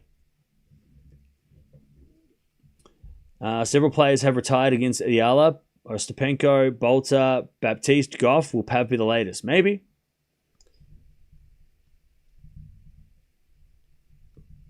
But it's not like Eala kicked her in the leg. Eala didn't cause her injury. It's just the way it is. That's just the way it is. All right, 6-3 first set. Almost an hour in that first set too, so it wasn't easy.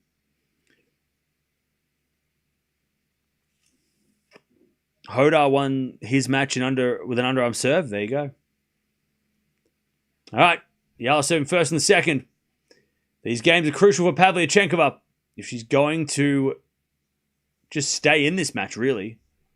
Not even if she comes back and wins. It's just like, is she going to play the whole match? The first part of this second set will be the crucial part.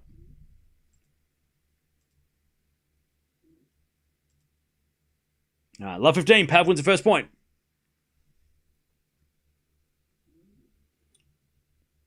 As the return goes to the net by Pav, Eala's first serve is holding up very strong.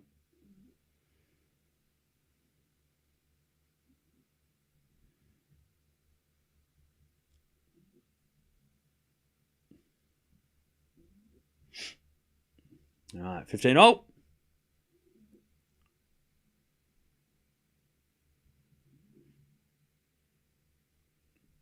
As we get an aggressive error by Pavlyuchenkova,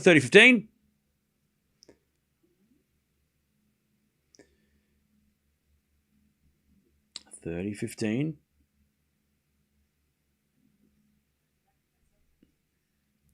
As As Eala serves again.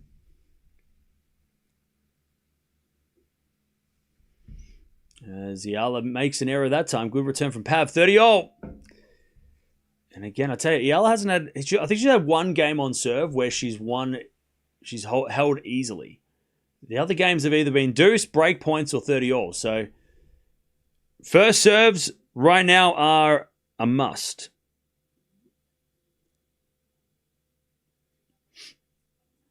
All right. As Eala serves a fault. Second serve.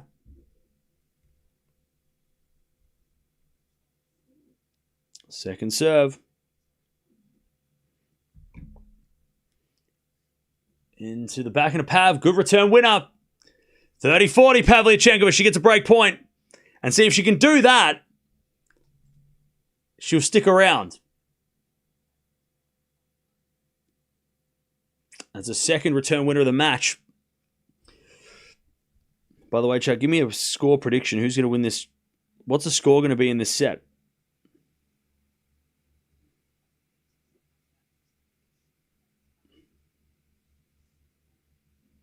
All right, 30-40. Eala up the line with a forehand. Up goes a lob by Pavlyuchenkova, but it goes wide, and Eala holds on with that first serve. And we get the deuce. Again, Eala just doing the thing. Hanging on. Just hanging on to her serve.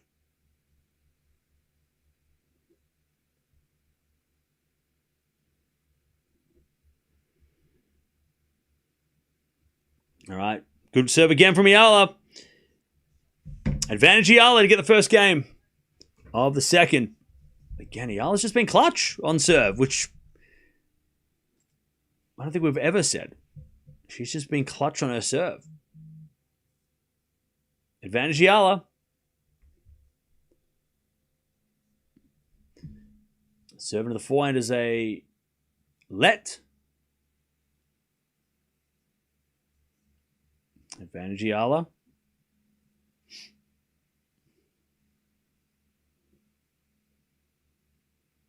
So Sinner's a lock from Madrid, right?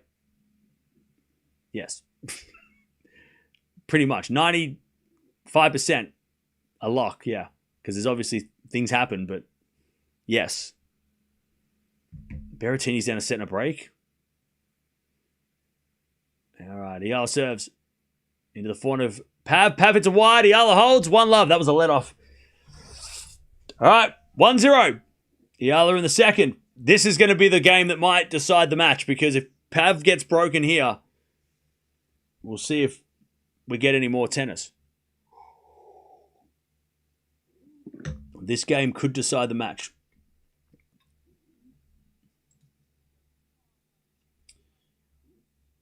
By the way, Sonigo and Lajovic have just started. And yeah.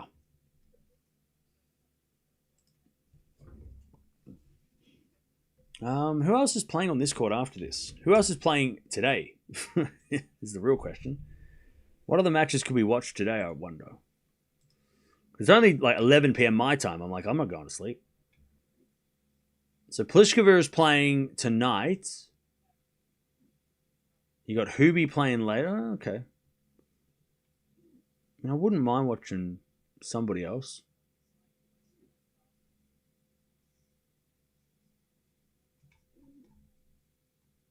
Yeah, we'll see. We might watch one more match, or we might not. Tomorrow's going to be a big day, so maybe we'll call it a match after this. Backhand return goes back into Pav. Open court's a winner from Pav.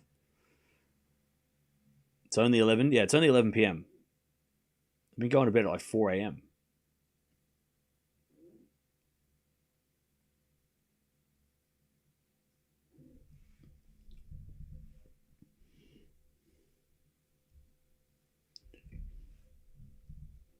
Yeah, tomorrow we got a big day. We'll be streaming pretty much all day tomorrow, it looks like. Good serve, Pav. 30-love.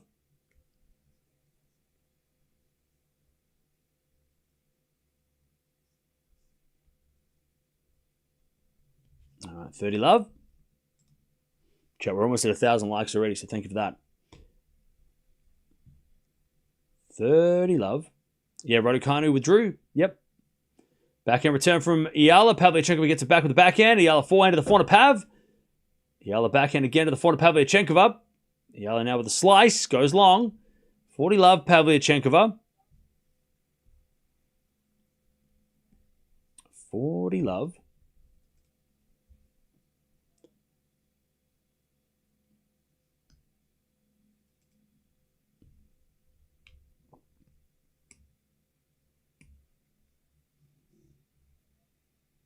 All right, 40 love to keep this match going. Serve again. Yeah, Hubie's got Medi's coach now too, right? Interesting. So that'll be interesting to see how that works. Second serve in the backhand of Eala. Forehand from Pav is long. She just hit the crap out of that, but overhit it. 40-15. That was aggressive. And 40 love. Why not? Why not? 40-15.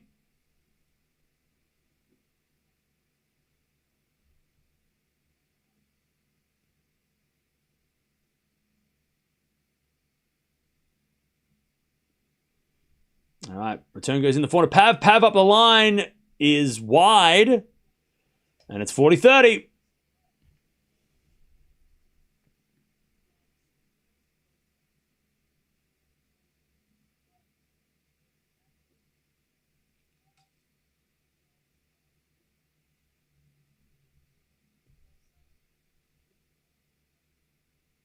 All right, 40-30.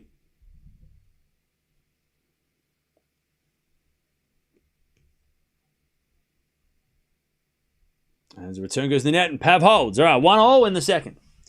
I thought her catch was with Masu. Yeah, they split. I don't remember when, but they split recently.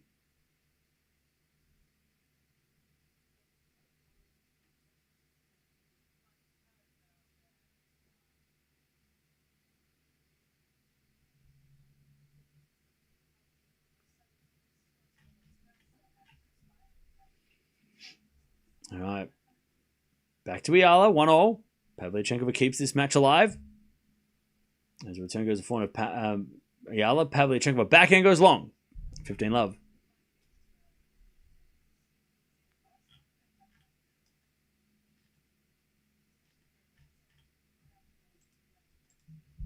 $15 love.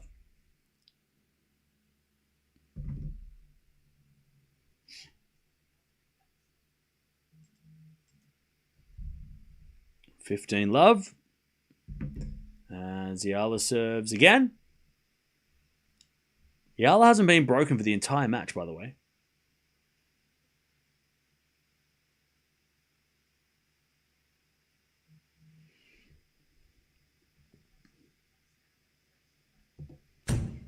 $30 love. No. No such thing as curses. Don't worry. Don't worry. I'm confident in saying that out loud. 30 love.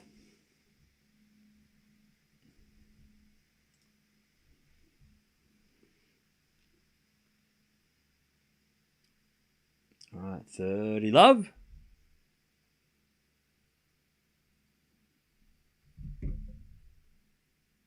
As a forehand to the back end of Eala. Forehand from Pav again is a winner. 30-15.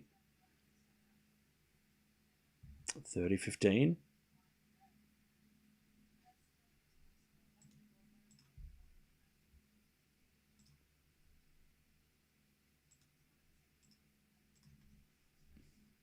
All right, 30-15. You look great today. Thank you. All right, 30-15.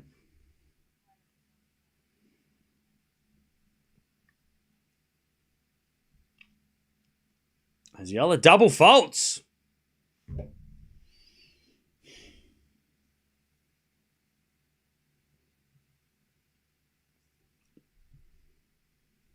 $30-all.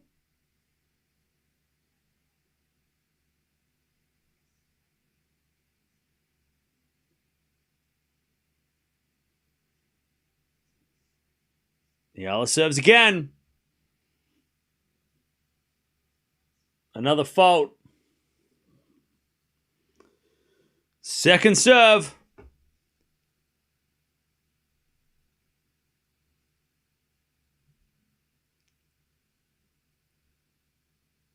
Second serve into the forehand of Pavlyuchenkova. Pav hits it out. 40-30. 40-30. No such thing as curses. 40-30. Eala to hold serve confidently as I was thinking that she would hold serve. Right? Never in doubt. Never in doubt. 40-30. Never in doubt. 40-30. Eala serves. The back of Pavlyuchenkova return the net. See what I told you. See, 2-1 Eala. Never in doubt. Never in doubt. Never in doubt. Hasn't been broken all match. Hasn't been broken all match. Has not been broken all match. Never in doubt. No such thing as curses. All right, Eala leads 2-1. Never in doubt. Never in doubt. I confidently said it and I meant it. No curses. Doesn't exist. All right, chat, where are we watching from? I'm in Australia. It's 11 o'clock at night and we're just getting started. So it's early. Party. Where are you watching from? Let me know in the chat. Parks just won 6-3, 6-2 against Cocciaretto. That's a great win. We got Manila, Chicago, Estonia, Philippines in the house, Abu Dhabi, Michigan. We got Cape Town. We got Adelaide, Pittsburgh, Hong Kong, Dublin. I'm not sweating bullets. I'm not sweating at all. We got Cambodia, Singapore, New York, Vegas, Philippines, Dallas, Los Angeles. Hey, thank you, Mario, for the $2 super sticker. Appreciate that. We've got Macau, London, Germany, Iraq, Glasgow, Northern Ireland, Atlanta, Tokyo, St. Petersburg, the UAE. We've got Paris, Colorado, Venezuela, Seattle, South Korea, Japan, New Jersey, Munich, France.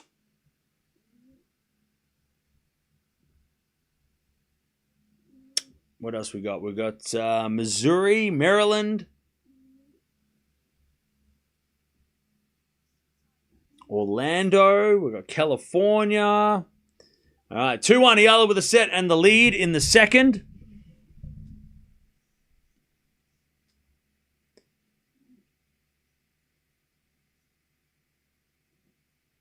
All right, serve from Pavlyuchenkova down the tee. She comes in with a forehand, but she overhits it, and it's love 15. We got a lot of people from the Philippines. What's going on? Thank you, everybody, for joining and sticking around. We're almost at 1,000 likes as well. Love 15. Pavlyuchenkova serves again.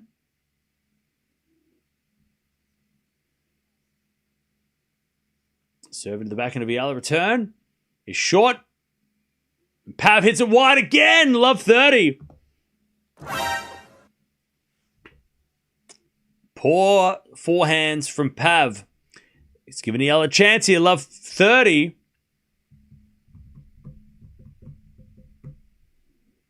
Love 30.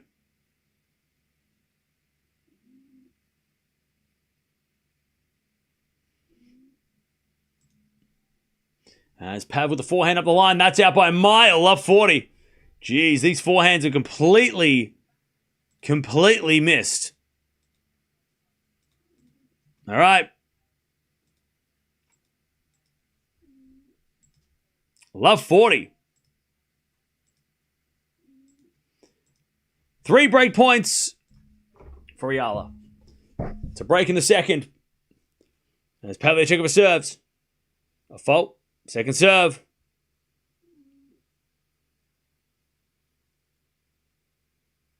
Second serve. Into the back of Eala. Good return to the forehand of Pav. Eala backhand on the stretch. Pavlyuchenkova, forehand, cross-court winner. 15-40. I mean, look, talk about hit and miss. Like, literally. Hit and miss. She misses 3. She smacks 1 cross court for a winner. On the exact same shot. 4 hands.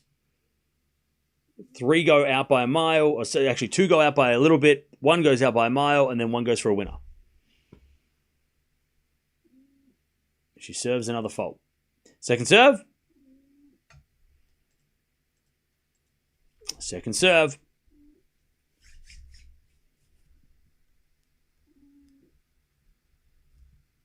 Serve to the back. Forehand of Eala. That's a return winner. Eala breaks. 3-1 in the second. And Pavlyuchenkova didn't even take a step to take that shot back. She was just like, yep, winner. Good for you. All right, 3-1 Eala.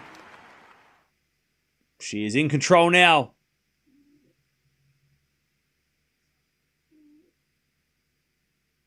All right. Here we go. Eala. 3-1 in the second. I'll tell you, though, this has been such a good... Yeah, okay, she's getting a lot of free points from Pav, but it seems like she did learn from the Penko loss. Like, the way she's playing today is how she maybe should have played a little bit more like against Penko. But she's going to have to play like this against Mertens, because Mertens is similar to Pavlyuchenkova in the way that she plays. Like, she will be the one who tries to hit return winners. She will be the one who's more aggressive. And Eala's going to have to play defensively against her too. Like, Mertens is a big server, you know, or has a big serve. Cam, you have to watch Daria. I don't have to do nothing, all right? Return winner, love 15. I refuse. All right, love 15. But yeah, limit the errors, rally. As that's another good return there from Pav. That's just too good. Love 30. Yeah, Mertens is more consistent with power, you're right. So it isn't going to be easy, but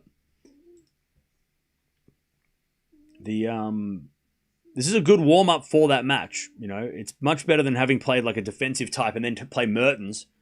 Like, this is a good warm-up for Mertens. As Pav hits a great return. Eala gets it back. Pav 4 in the net, though, 15-30. And that's it. You just got to get it back. Get every shot back you can. And eventually, there might be an error. 15-30.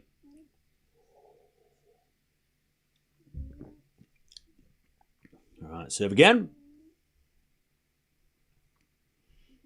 As return goes in the forehand of Eala. Eala up the line for a winner, 30-all.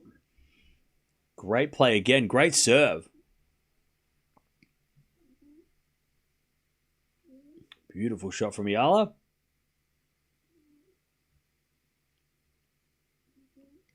Thirty-all.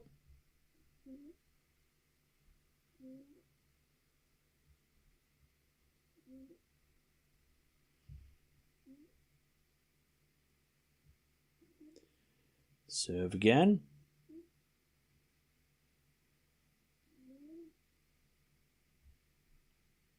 Serve is a fault. You know this is going to be a winner or an error, right? Pavlyuchenkova is not going to hit this back in the middle. This is going to go for a winner or it's going to be an error. Second serve, Eala. Into the forehand of Pav. She smacks it straight to Eala, though. Eala hits it out. Okay, Pav got away with that. And Eala knows it. Pavlyuchenkova hit it straight to Eala's forehand. Eala just couldn't handle the power. All right, 30-40. 30-40.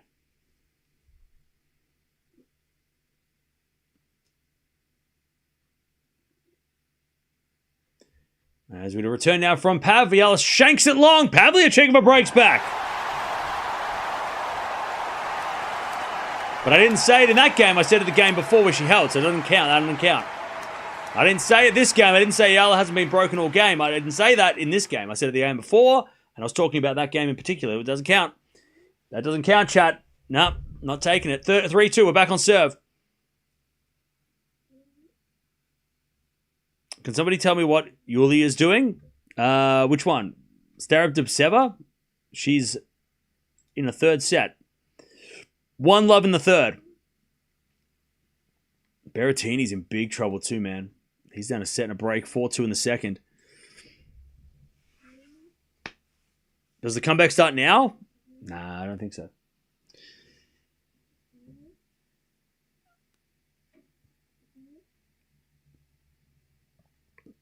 All right. Did I miss talking about it? Ons had a baby boy. Yeah, we talked about it in the last match. It's awesome for her. Congrats to her. Good thing you traded out Matteo out, I guess. I know, yeah. Getting Ruud in for Matteo looks like a genius big brain move now. Taking the minus 50, I look like a genius. I'll take it.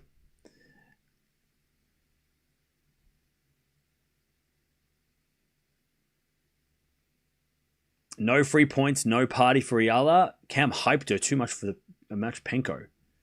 Like, what? So wait, you think Eala got broken because I said I picked Eala to win? Is that what you're saying? Bro, if I was that magic, I'd be living in a mansion in Beverly Hills. All right? If I was a wizard, you really think I'd be like, yeah, I want to live in Australia and stay up all night? No, I'd use my magical powers to put me in Madrid right now so I could watch this tournament from the roof. Bro's thinking I'm magic and I'm come on, bro. If I had magical powers, I wouldn't be here, right? I'd be doing something. I'd be flying, literally flying. That's fun. That goes the net from Pavlyuchenkova. Love 15. Love 15.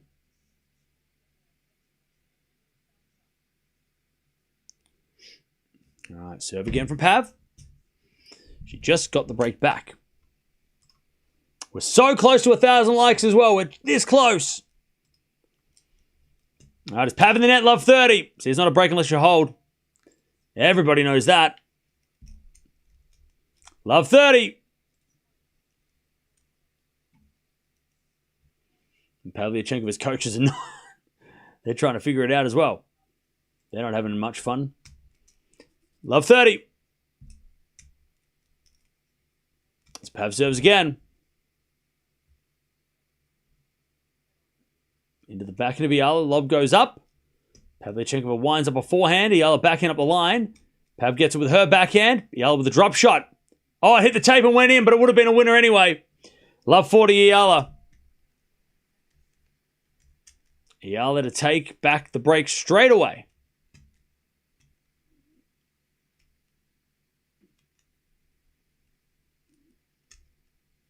Love 40.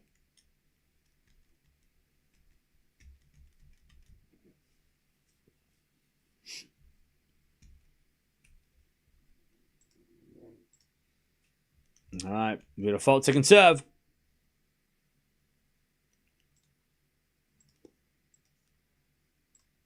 Second serve, Pav.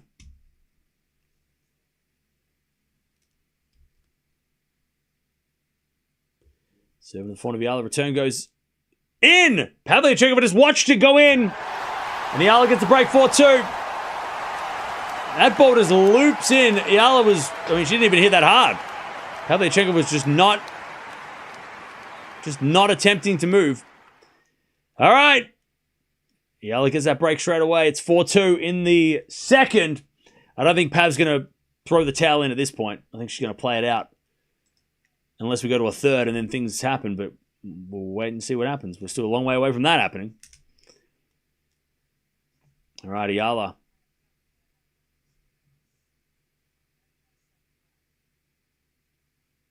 Serve to the forehand of Pav. Backing it from Eala. Pavlyuchenkova forehand up the line is wide. 15 love. Can Eala beat dangerous Mertens? How's Mertens been playing?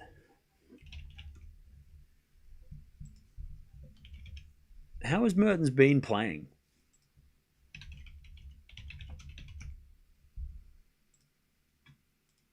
All right. Nice serve, Eala. 30 love.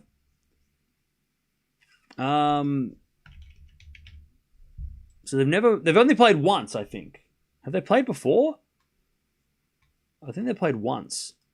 Mertens lost to Mukova and Stuttgart in 3 sets, but didn't play anything before that. She played Miami, lost second round. She lost to Bencic in Indian Wells. I mean, Mertens hasn't been bad. She's 13-7 win-loss. She's lost to Bencic, Castella, Mukova, Gauff, Kazatkina, Raducanu, and Bencic twice. So it's not terrible losses. But has she beaten anybody? What's her record against top 50. 5 wins, 6 losses against top 50 players. All right, Eala holds 5-2. Nice and easy. Easiest game of the match for on serve easily. Easily the easiest. So she's beaten Navarro, Buksha, Buzkova, Mboko, and Kessler. They're the 5 wins against top 50s. How was her clay last year? What was her clay season like last year? She was 6-5 last year. She was 6-5 the year before, 5-4 the year before, 4-3 the year before. So I would be as bold to say she's not very good on clay. She's a 50-50 on clay, Mertens. Last year, she lost to Boiseau in the French Open first round. Unlucky. She lost in the third round of Rome. She did beat Pegula in Rome. She lost to Sabalenka in Madrid. That's just unlucky. Lost to Sabalenka in Stuttgart as well. Okay, so maybe last year was just unlucky. She lost to Sabalenka twice on clay last year. The year before, she lost to Raducanu, Swiatek, Colin, Stevens, Bagu. And the year before that, she lost to Pavlyuchenkova, Sharif, Kalinskaya, Bjorkland. And then 2022, she lost to Gauff, Juvan, and Pedersen. So again, she's a 50-50 on clay, at least in the last couple of seasons. 2021, she made the final of Istanbul. She made the quarterfinals of Madrid and the third round of the French. So that was her best, one of her better clay seasons. 2018, she was 16-2. So, and she won a title, 2 titles on clay back in 2018. But yeah, recent times, her record hasn't been great. So she would definitely be the favorite. But you got to give Eala a chance. And this is great practice from Mertens because Mertens is going to play a similar style. She's going to be more consistent, less errors, but she's going to play a similar game. So Eala can copy-paste the game plan against Mertens. There's no, it's not a completely different level of player or different type of player. All right, Pav serving to stay in the match now. Serving to the forehand of Eala, forehand from Pav. Eala backhand. To the forehand of Pavlyuchenkova. Eala backhand again. Into the forehand of Pavlyuchenkova up the line. Eala cross court at the backhand of Pavlyuchenkova. Eala backhand into the forehand of Pavlyuchenkova. Pavlyuchenkova hits it out. And that's what you got to do against these players. You just got to rally. And then eventually, they'll either hit a winner or an error. They'll get annoyed. It's worked perfect for Eala today. Like, she's played so solid.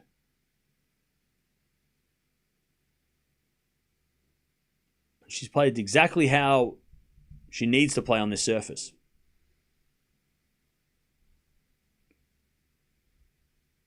First serve's a fault, second serve.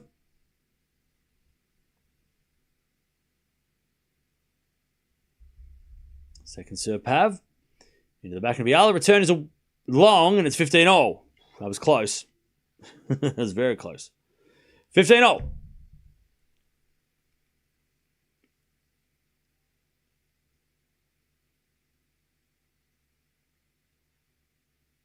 15-0.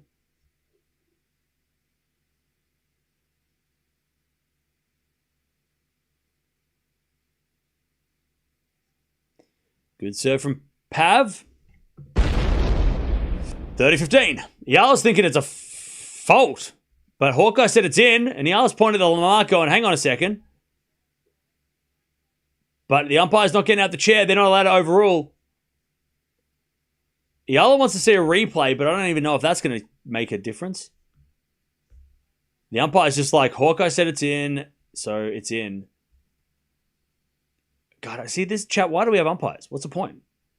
Like, Hawkeye's supposed to be correct, but then when you question the call, the umpire's just kind of like, well, the machine said it's in, so even if I can't see the mark, so I'm not allowed to get involved. Like, what's the use of the umpire then? Call the score. Can't we get like somebody could just press a button and have an automatic voice? If we have automatic line calls, automatic calling is probably a thing, right? Why do we need umpires?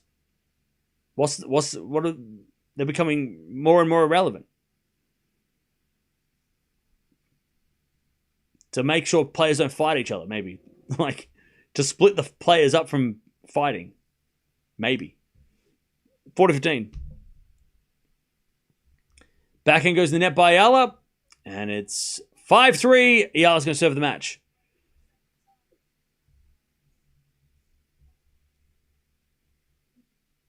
All right, 5-3.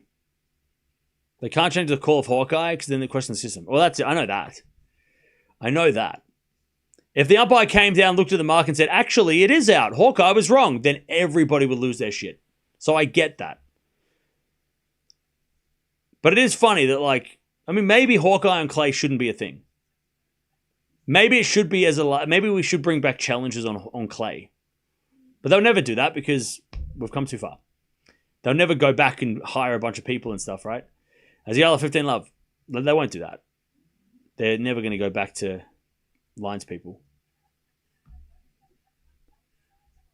15 love. I couldn't even see the mark, but it would have been nice to kind of if Eala thought it was wide, so it would have been cool to just see what the mark was.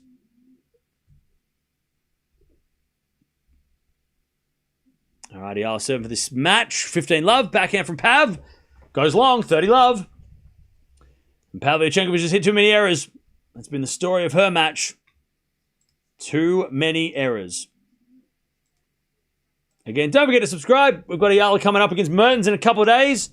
Be watching that. Tomorrow's a big, big day as well. So we've got plenty of tennis going on. We're getting real serious now. 30 love. As the backhand return goes into the backhand of Eala. Forehand out from Pavlyuchenkova. Eala backhand on the stretch. Pav forehand up the line. That's a winner. Too good for 30-15. And yeah, we might watch something else later. I'm not sure. Not sure yet. Haven't decided what the rest of the day has in store, but we might watch something else because I'm going to be awake anyway, so why not? All right, 30-15.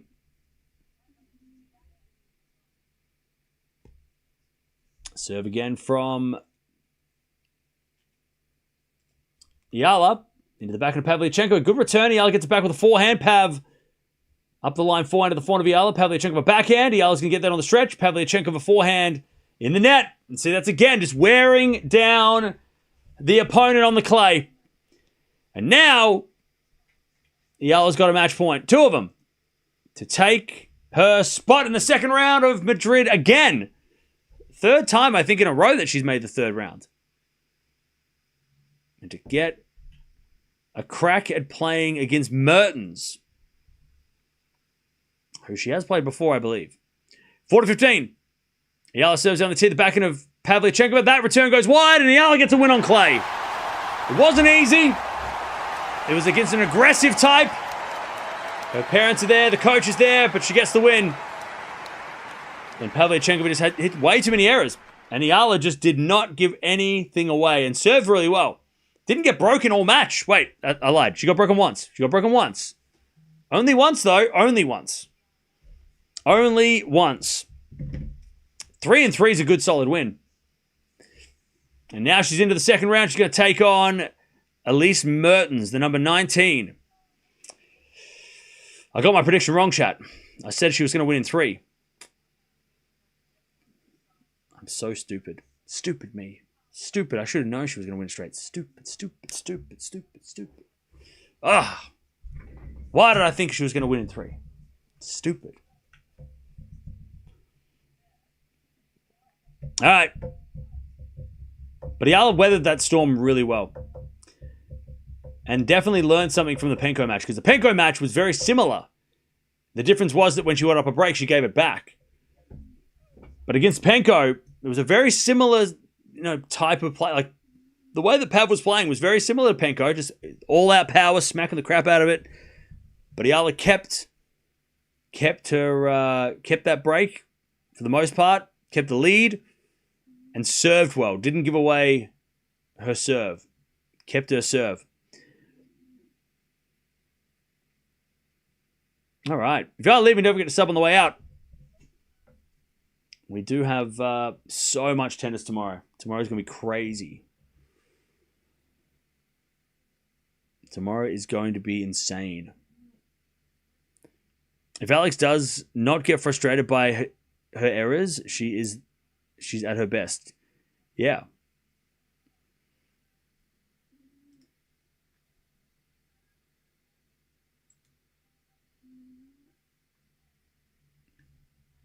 I wonder if they're going to put her on center court next time. Probably not, because there's a lot of players playing in the next few days. But I'll tell you, even though I know that Eala brings the crowds, I reckon they should put her on.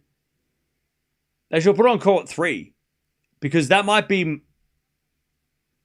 more of an atmosphere out there. Because today, putting her on court 2, not that many people there, and it's probably because of ticket prices. You put her on center court, you're not guaranteeing like all those, because you know what I'm saying? Like, I think Eala should go down to the 3rd court, and they should pack that out with, hopefully with her supporters.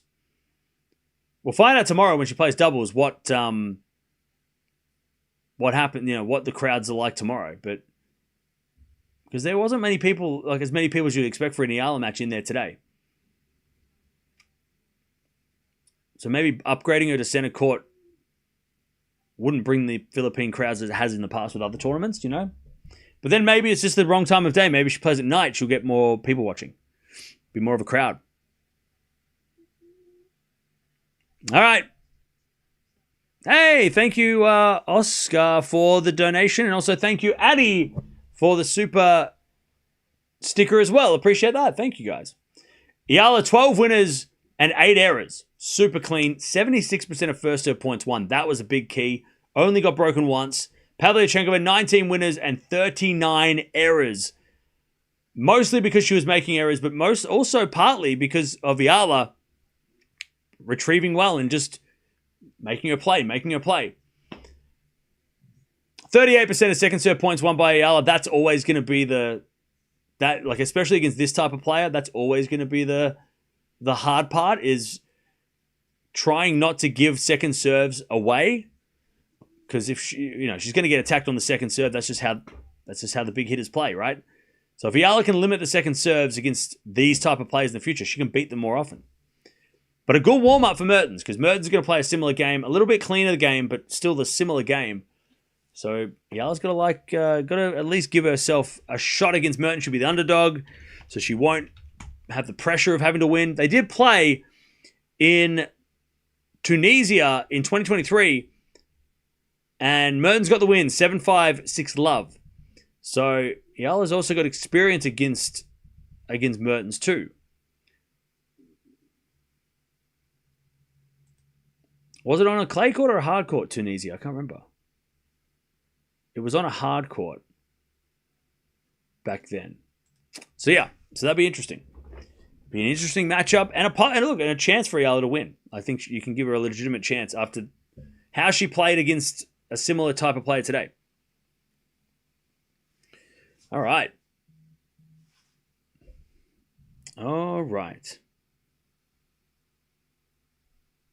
Ugh.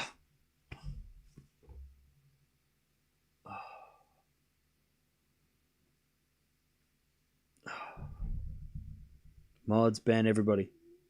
Get rid of everybody who says anything. I don't want to hear it. Chat, I don't want to hear it. Oh, it's not real. I'm in denial. It's not real. I don't want to hear it.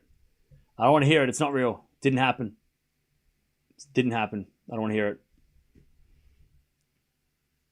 Spare me my pain. Spare me pain, all right? I'm in a good mood. Spare me the pain. Don't even mention it.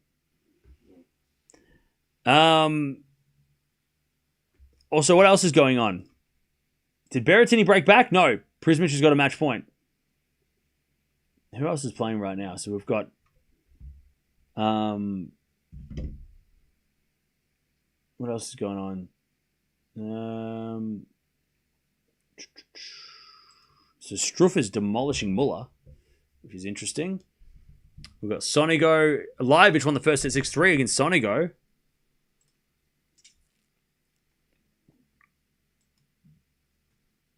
Berrettini lost? Wow. Now I just need Ruud to do well, and then it will be justified having him taking... If Monfils wins, I've made the right choice. Hey, thank you.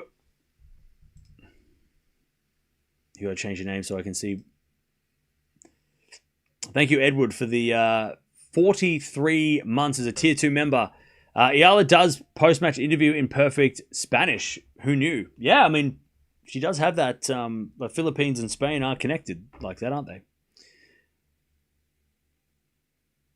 Hope Eala maintains as she faces Mertens. Yeah, it's going to be interesting against Mertens. It's going to be very interesting. It's going to be an opportunity for sure against Mertens. Tomatovic lost as well. God, can we just stop kicking me while I'm down? Can we all just back off? If Australians are playing, I don't want to hear it. We don't watch them, and I don't want to hear it. I don't want to watch Gibson. We're not watching Gibson. I don't want to hear what's going on with Gibson. I don't want to hear shit. All right, we didn't watch the Aussies. Doesn't mean I don't want to hear them either. All right, but no, I don't want nothing to do with the Australians' results right now. All right, I don't want to hear anything. Nothing. Get it out of my head.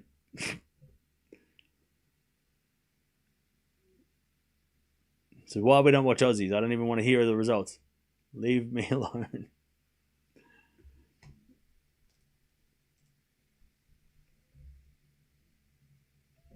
All right.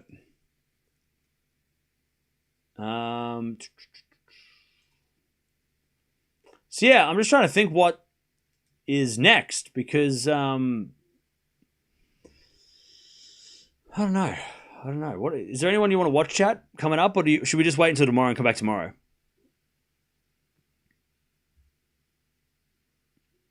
Should we just tune in tomorrow? Eala Mertens will be on Friday. I have no idea what time, but it'll be on Friday. Hey, Daria, thank you for the 42 months. Appreciate that. Thank you for the 42 months. Bolter Townsend? Nah. Eala doubles is tomorrow, not today.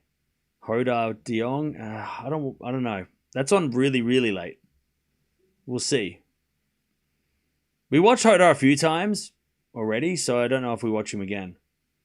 Is there anyone else, though? I mean, Pliskova's playing. I know Pliskova's playing later. Do we see what she does? We do have a big day tomorrow, so it might not be the worst thing to just chill. Maybe.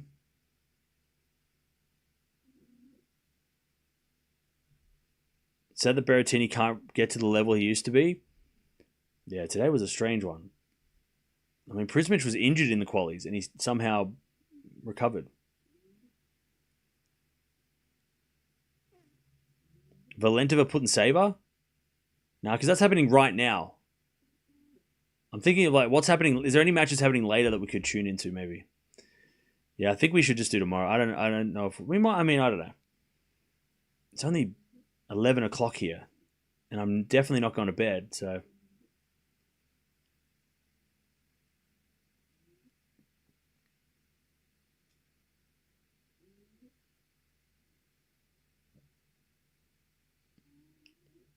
Mahatch? Who's he playing?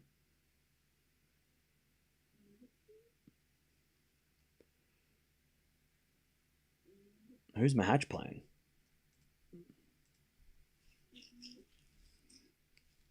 No, see you later, DJ.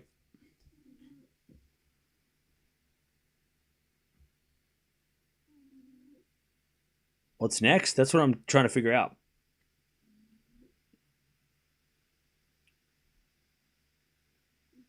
There's a debate about Sinner not winning Sportsman Award. What's your take, Cam? I mean, is it based on 2025? Or is it based on 2026? What are the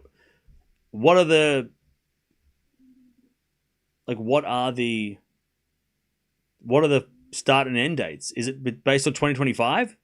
Because if it's based on 25, Sinner got banned. I don't know how you can give best award to somebody who wasn't there for 3 months. Also, Alcaraz finished one. He won 3 out of the 5 slams if you include the Australian Open this year. You know, he's won 3 of the last 4 slams. So it has to be Alcaraz. And he's the world number 1, so it's hard to not pick the best player on the planet for the number 1 award, right? Because I remember last year he got taken off the category because he was in the middle of his ban, right? But yeah, I mean, there's no controversy. It's Alcaraz. This year will be different though. This year, like if next year's award, he'll probably be the favorite to win it, right? But yeah, I'd say that no, Alcaraz was the best player last year. Like he was number one.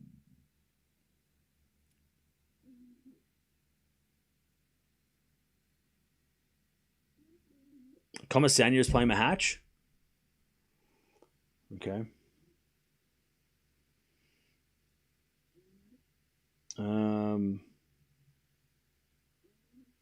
Yeah, tomorrow we've got a big day. We've got Swiatek, we've got Sabalenka, we've got Andreeva, Monfils, Osaka, Dimitrov, Bencic, MJ. Thank you for the cover cam ... Brilliant job, Alex. Hey, no worries. Thank you for the £2. Appreciate that. Who else is playing tomorrow? Bencic, Tsitsipas, Eala's playing dubs. Jovic is playing. Fernandez is playing. Lee's playing. Yeah, what's going on tomorrow? Carlos is not world number one. No, he is not number one. Osorio, Osaka, yeah, that's tomorrow too, right? Interesting.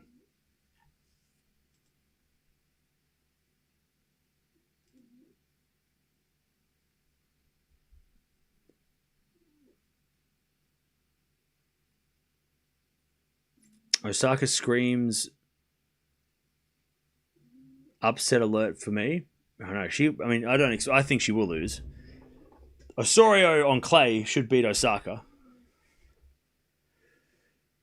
Laureus' popularity, like the Oscars in the films, it's not necessarily the most accomplished. But even if that's true, but Alcaraz was still the most accomplished in 2025. I mean, like Alcaraz was the best player on the planet. Like he was world number one. And look, and I don't want to. Again, I'm going to keep. You can't overlook the obvious thing. You can't give somebody, and look, I'm on Sinner's side with I don't think he should have been banned for, I think it wasn't his fault what happened. And he didn't do it on purpose and all that bullshit that people come up with. But he did get banned. And giving someone Sportsman of the Year for serving a ban, it's impossible. You can't do that. That wouldn't make any sense. You know what I mean? No matter what you think about the subject, you can't be like, well, this person who was absent for 3 months due to a ban is also Sportsman of the Year. It's like, doesn't sit right. This year he could be, right? Because in 2026, all going well, But last year, you just can't give somebody an award for Sportsman of the Year who served a ban. Guilty, not guilty, whatever you think of the subject, right? And also the fact that Alcaraz was world number one at the end of the year. He was on a nine finals win streak, right? He made 9 finals in a row. There's so many things that Alcaraz did last year that put him as Sportsman of the Year. I mean, this isn't a tennis award, right? He was up against other athletes, so it could have gone to a non-tennis player, right?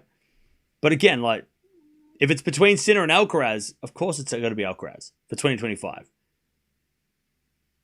Right? I mean, is this it?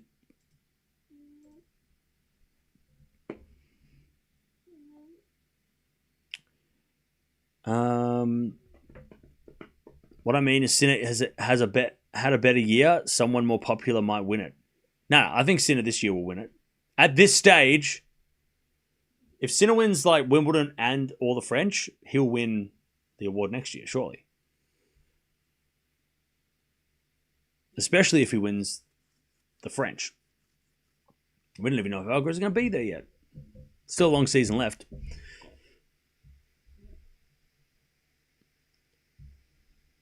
It might not even be Sinner next year. It might be a Formula One driver. It might be It might be a footballer next year. Maybe there won't be tennis.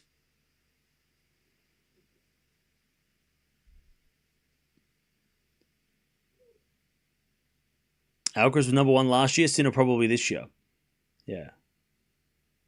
Well, it's probably more likely a footballer, right? Because, World Cup's this year. So it's probably somebody who does really well at the World Cup. You know, whoever that is, for whatever that is, and wherever that is, and however that goes. You know?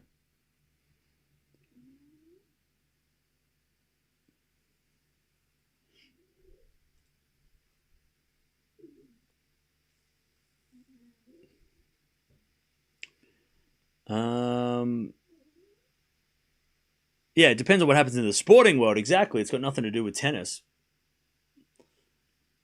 I mean, Sabalenka winning it for the ladies was good too, right? I mean, tennis took over, which is awesome.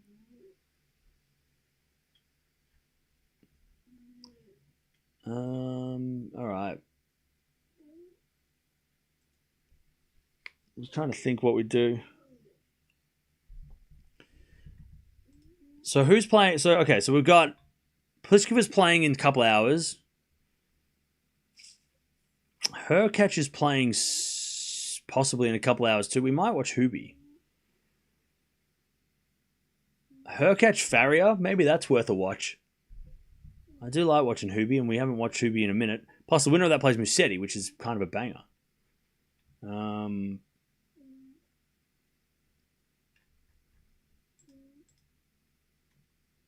Maybe that's what we'll do. All right. I think that's the plan. I'll send you over to it, but it's a tentative. We'll wait and see. It'll depend on this Gibson-Arango match. If this Gibson-Arango match goes forever, we might not watch Hubie, but...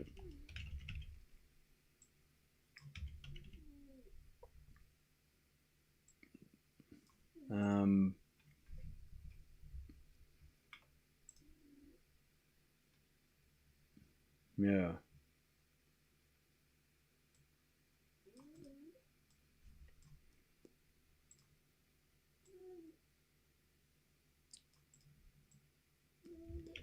And then, it'll all kick off tomorrow.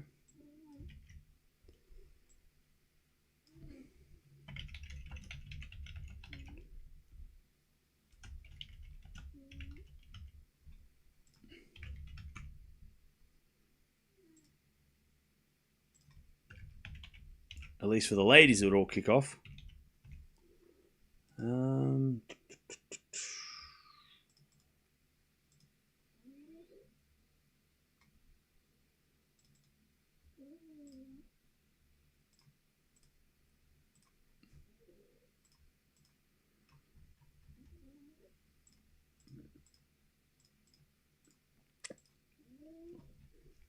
Thanks, Cam. Love hearing your comments. Hey, thank you for joining. Appreciate it. Cam kind of abandoned us. I'm not What do you mean abandoning you? I'm not abandoning anybody. We're going to come back and watch something else. And then tomorrow we're going to be here all day, so you're going to get sick of me by tomorrow night. Tomorrow we're going to be here all day. Okay, it's a good match to watch. Winner plays Musetti. Exactly. That's what I'm thinking. That's what I'm thinking. All right. So I'll send you over there. Hopefully that match starts sooner rather than later. And we will... If the next match goes for like 3 hours and we don't get to watch that, I'll let you know. But for now, we'll tune into it in a couple, hopefully very soon. Hopefully it doesn't take... I mean, Gibson just started against Arango, so hopefully we can get to it. But we'll be back either later or tomorrow. Tomorrow's a big day, though, so make sure you rest up. Eala gets a win, 6-3, 6-3. She takes out Pavlyuchenkova in a very solid match. She played very, very good, well. And she is into the second round. She'll take on Mertens on Friday. So if you're not coming back tomorrow, we'll see you Friday for Eala again. If you're going to be back for Eala. If you're not going to be back for Eala, we'll see you whenever. But good win. Solid win. See you soon.